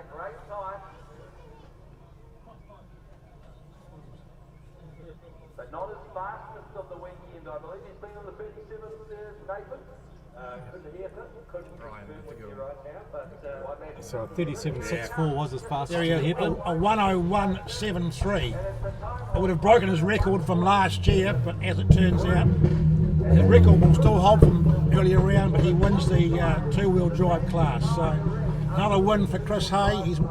He's sort of got a mortgage on this class, Grant. He has indeed. So he set the record 2 years ago, of course, originally at a 102, and to come back 2 years later and lower it to just another on good, the minute another mark. good result. So you can almost bet your backyard on this that Chris Hay will go home to Mosgiel and he will sit there thinking about that 1 minute mark. Yes. Having got so close to it now, what more bits of tin can I add on the back or the front to get me under the minute? All right. So the top two now.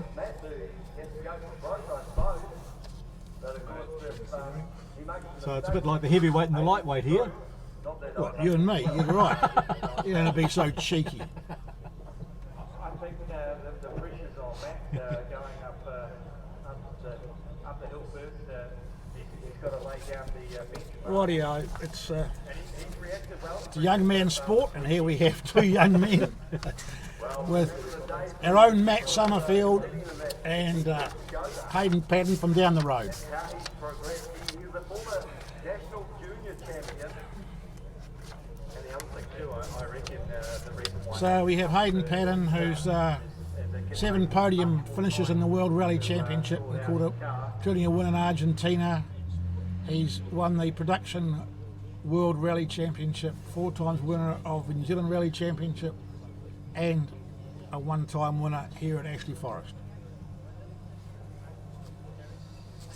And of course, Matt Summerfield was runner-up in the 2017 New Zealand Rally Championship with this very car.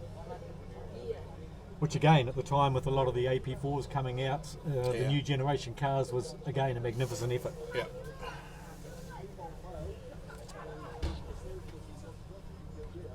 So Kim Blanchfield says, well done Jonty Brensel on his win, and to Quinn Blanchfield, the co-driver. Thank you, Kim, and glad you could watch the action unfold with Quinn in the co-driver's seat.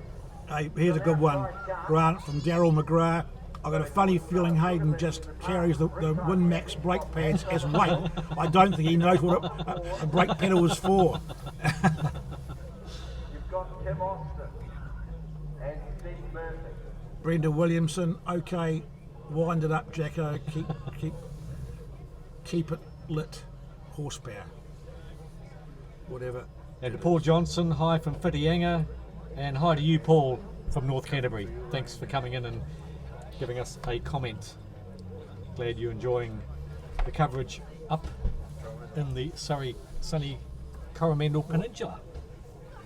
So, do you know how many hits we've had this weekend?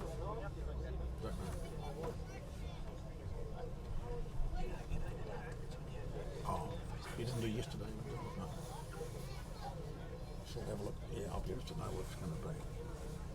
So some of the crowd coming down off the hill now just to watch the final two and to be here for the Ceremony. victory ceremony at the end.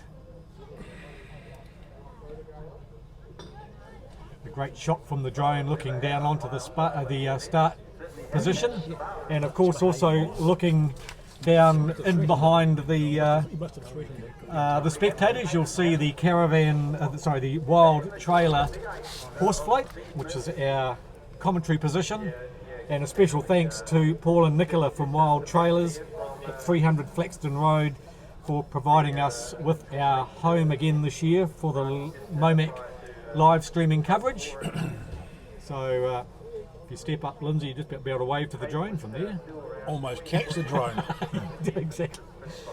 So yeah, thanks Paul and Nicola. This wild trailer has been a superb place to house the headquarters for the MoMac live streaming coverage here at Ashley Forest.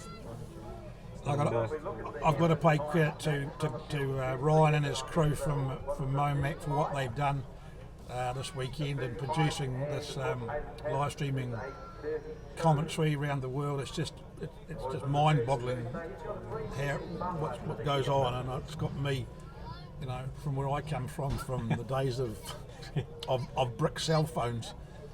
To see what this is doing is just absolutely amazing, and I really applaud them for having the guts to do it here at an event like this, where it plays heck with the equipment, with the dust and the dirt and the stones and the rocks, to do it and to have the comments that we get is absolutely wonderful. So due credit to these guys. Yeah, a big shout out to the crew while we just wait. Of course, Ryan is the producer of the live streaming coverage. Tony Myers, of course, our technical producer. And sitting beside Lindsay and myself, the director and editor, putting all the screenshots together. Chucky in charge. There you go. Thanks, Chucky. And on our cameras this weekend, the boys have come back because they enjoyed it so much last year. So thanks to Todd, to James, who's come down from the North Island just to work a camera for us, Dale, Blake and Matt. Thank you all for your superb work on the cameras, which are all Wi-Fi'd together and providing this live streaming coverage without a cable in sight.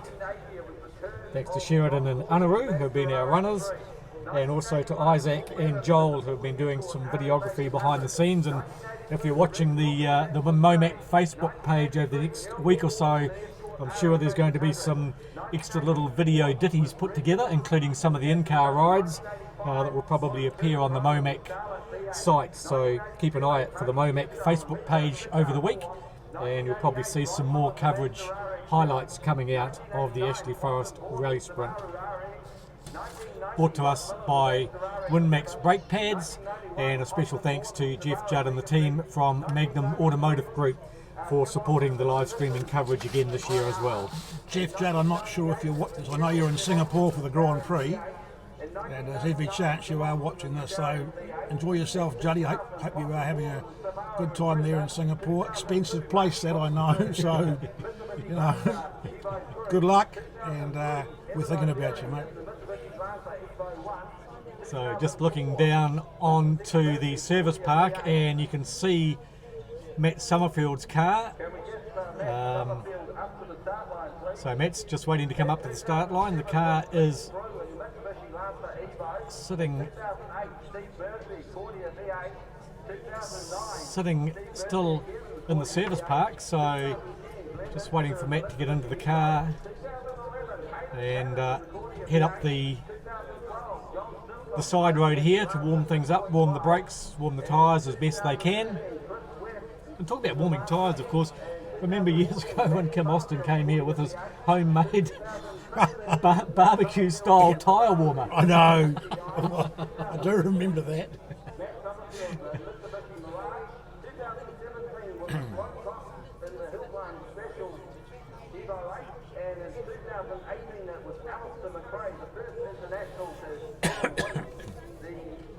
So thanks to the forestry people for making us welcome here in the Yes. service park area, as you can see around their own yard.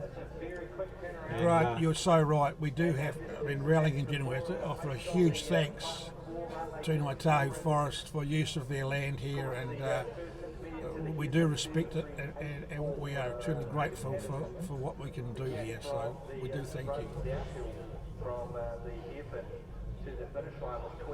So the drone is focused on Matt Summerfield's car, and here he comes out of the service park now. So here comes Matt to have a final shot at the Ashley Forest Rally Sprint course for 2019, and he's already done himself extremely proud by dropping under the minute mark with a 57 and a 56 and a 56.65 to get into the final two. And Matt will be seeking the first person to win the event 4 times. Right. And Hayden, he won it last in 2011 when he drove the Cordia V8, Steve Murphy's Cordia V8. So you can just watch from the drone shots here the side road where they go to warm the brakes and the tyres. So they just head down this short road. Brings back fond memories earlier in the day. We went down and warmed the car up on exactly the same piece of road. Well, there you are, great. You see, you're part of history here.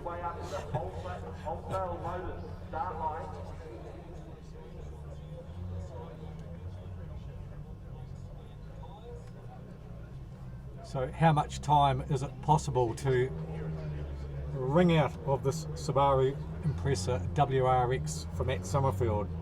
Can he go lower than a 56.65 on his final run? Well, the first aim will be to put a time on the board, because all the other times matter nothing. It's all out the window.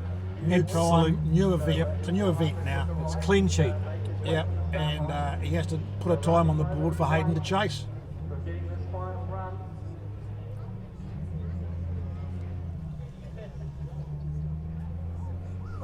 So we see him coming round now towards just a quick. So here he comes round into the launching pad. launching pad. That's it. And that's a huge buffer. I mean, the course is only 1.7k. The young man from Geraldine originally, of course, started out Spectators lining competition in a the road up to the start area. Of course, lots of spectators down at the finish area now to watch the final 2 runs of the weekend. done a bit of grass carting also, I believe. And this So young fella still many years just come over cloudy again, so certainly no issues with the sun or sunstrike this afternoon like we had yesterday. So here comes Matt. Here we come. The restrictor's out. father was the former Mainland Rally champion and won the And, Canterbury Rally. And Summerfield has also won the Canterbury And Rally. you'll see on the side of the car each time The Winmax someone jumps in the car beside Matt, they change the co-driver sticker. Another good launch for Matt Summerfield as he heads up the course for the final time. Essence, smoothness, isn't it? Every time he's been so smooth. Whoa. He chucked it in there. Oh, he's just throwing this around. Smooth, very neat and tidy through. Last through time here bogged just as a they little go bit at the hairpin. How's this one? That's nice. No trouble at the hairpin this time. 35.38. So that is 2/10 slower than what he did in the previous run to the hairpin, so he's got to put it all on the downhill. So how quick can Matt Summerfield come down the hill? All eyes peeled towards the finish line. 56.9. A damn good time still. Damn good time.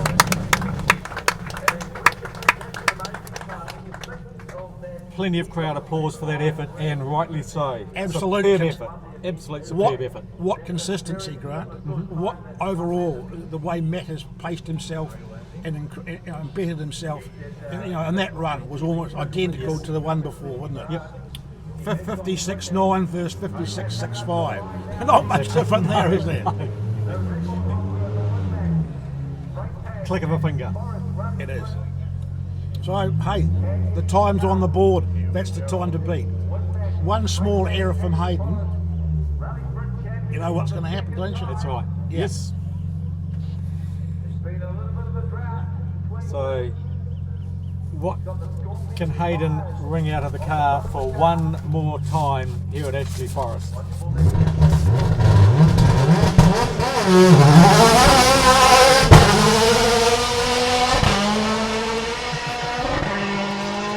Don't you love it? Doesn't that sound wonderful? You just can't help smiling every time it takes off, can you?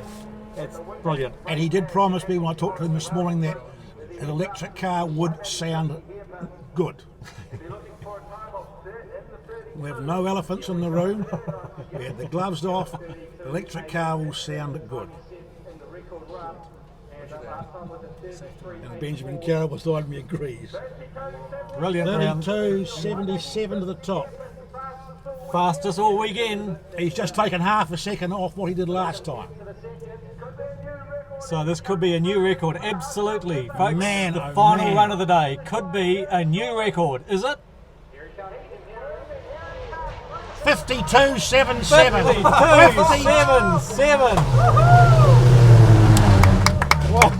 That is absolutely 52.77. A new record. 52.77. We might be able to leave the big horsepower engine back in the shed at that sort of time. That is absolutely sensational. Congratulations to Hayden Patton That's unbelievable. for putting a new benchmark Yeah. down here at Ashley Forest. 52.77. As Benjamin just reminded us, not with the top engine either. No. Don't tell us. What could this achieve next year? The mind boggles. Into the 52. I'd say that could stand for quite some time, that record. If Hayden doesn't come back, I can't see that being broken for a long time. Well, you're going to need a hill climb special car to be able to do that. You need to be a special driver too. Indeed. I mean, Hayden's calibre and everything, that was that as well. So, Solid effort by Matt Summerfield. so I think we've got our cameraman moving down to the finish. So, our man on the start camera, Todd's moving into the finish area. So,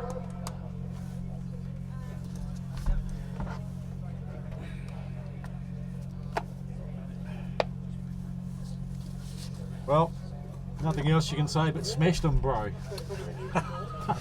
What else do you say? It's a pretty fitting way to finish that, Grant, is to offer a compliment like that, smashed him, bro, and so he did. It was mission accomplished, I don't know what more we can say. We've waxed lyricals big time about Hayden, and we have, of course, to Matt Summerfield, who really deserves a lot of the kudos too for making a final what it was, and to what he's done to that car. To wrung that car's neck the way he has is absolutely incredible. But for Hayden Patton, you know, a world class performance. Winmax, brake pads, Ashley Forest rally sprint.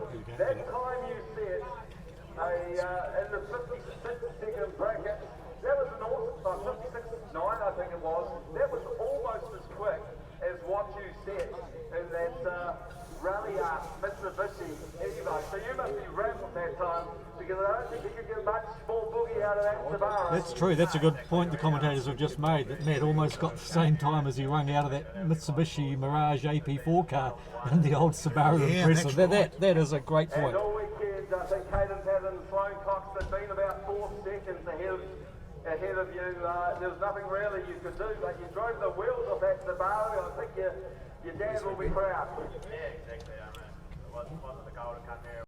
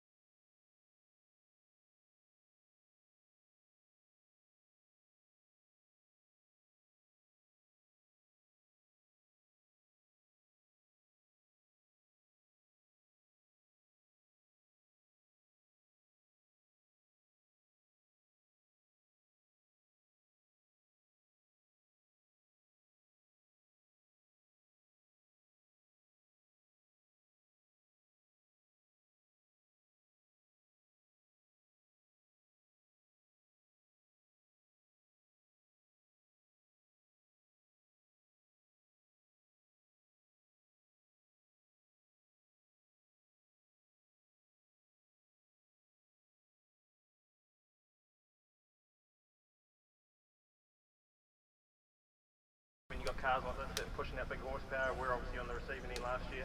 There's a lot more strain on components, so if we get sort of 3 or 4 of us here next year on these big horsepower machines, then that could be a really nice fight. Excellent stuff. That is your winner for the 2019 Winmax brake pads Ashley Forest Rally Sprint, Hayden Patton.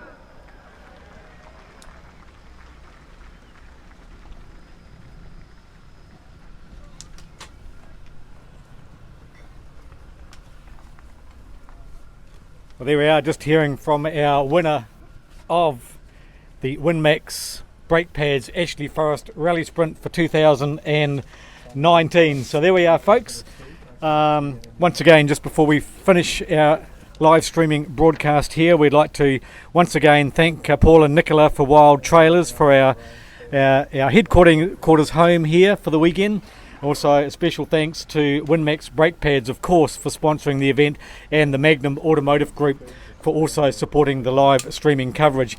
Thanks once again to the MoMac crew, Ryan McDonald, producer, Tony on the technical side, Chucky in charge for bringing all the pictures, switching the pictures for you. Great job, Chucky.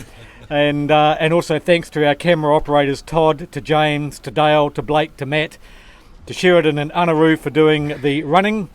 Our runners for us over the weekend. So that's the crew, quite a big crew that MoMac have assembled here to bring the live streaming coverage to you. Lindsay, second time we've done the live streaming coverage here for MoMac, and it just gets more exciting every year, doesn't it? Yeah, it's just a wonderful new concept what the boys are doing, and you know, for you and I, for the age we are, and I made a comment before about, I remember the days with the old brick cell phone, and feeding stories through the various media centres we work for. Indeed. We've come a long way, haven't we? And this is just so exciting, and to be able to produce this around the world, it's just can only get better, can't it? Indeed. Yeah. I mean, doing radio commentary back in the day of Rally New Zealand for me, and I used to rush into farmers' houses Yep. and get on the old wind-up phone out in the country. Correct. And it's come a long way. Then the cell phones, and now look where we're going with live streaming, Wi-Fi coverage, Yeah. and as you say, going global. Going global, that to me, that's the big hit. It's just unbelievable, isn't it? And this can only get better. This is an infancy. Indeed. In even 5 years' time, what's it going to be like? How much improved is it going to be? Will our monitor be in a recycling container, to keep the dust off it? Who knows what will be? Yeah. Brilliant. Thanks, Lindsay. Thank you very much. It's been a pleasure to have you beside us And this you, Grant, weekend. it's been great. Thank you. So there we are, on behalf of all the crew here at the Winmax Ashley Forest Rally Sprint. This is Grant McDonald wishing you all a very good afternoon.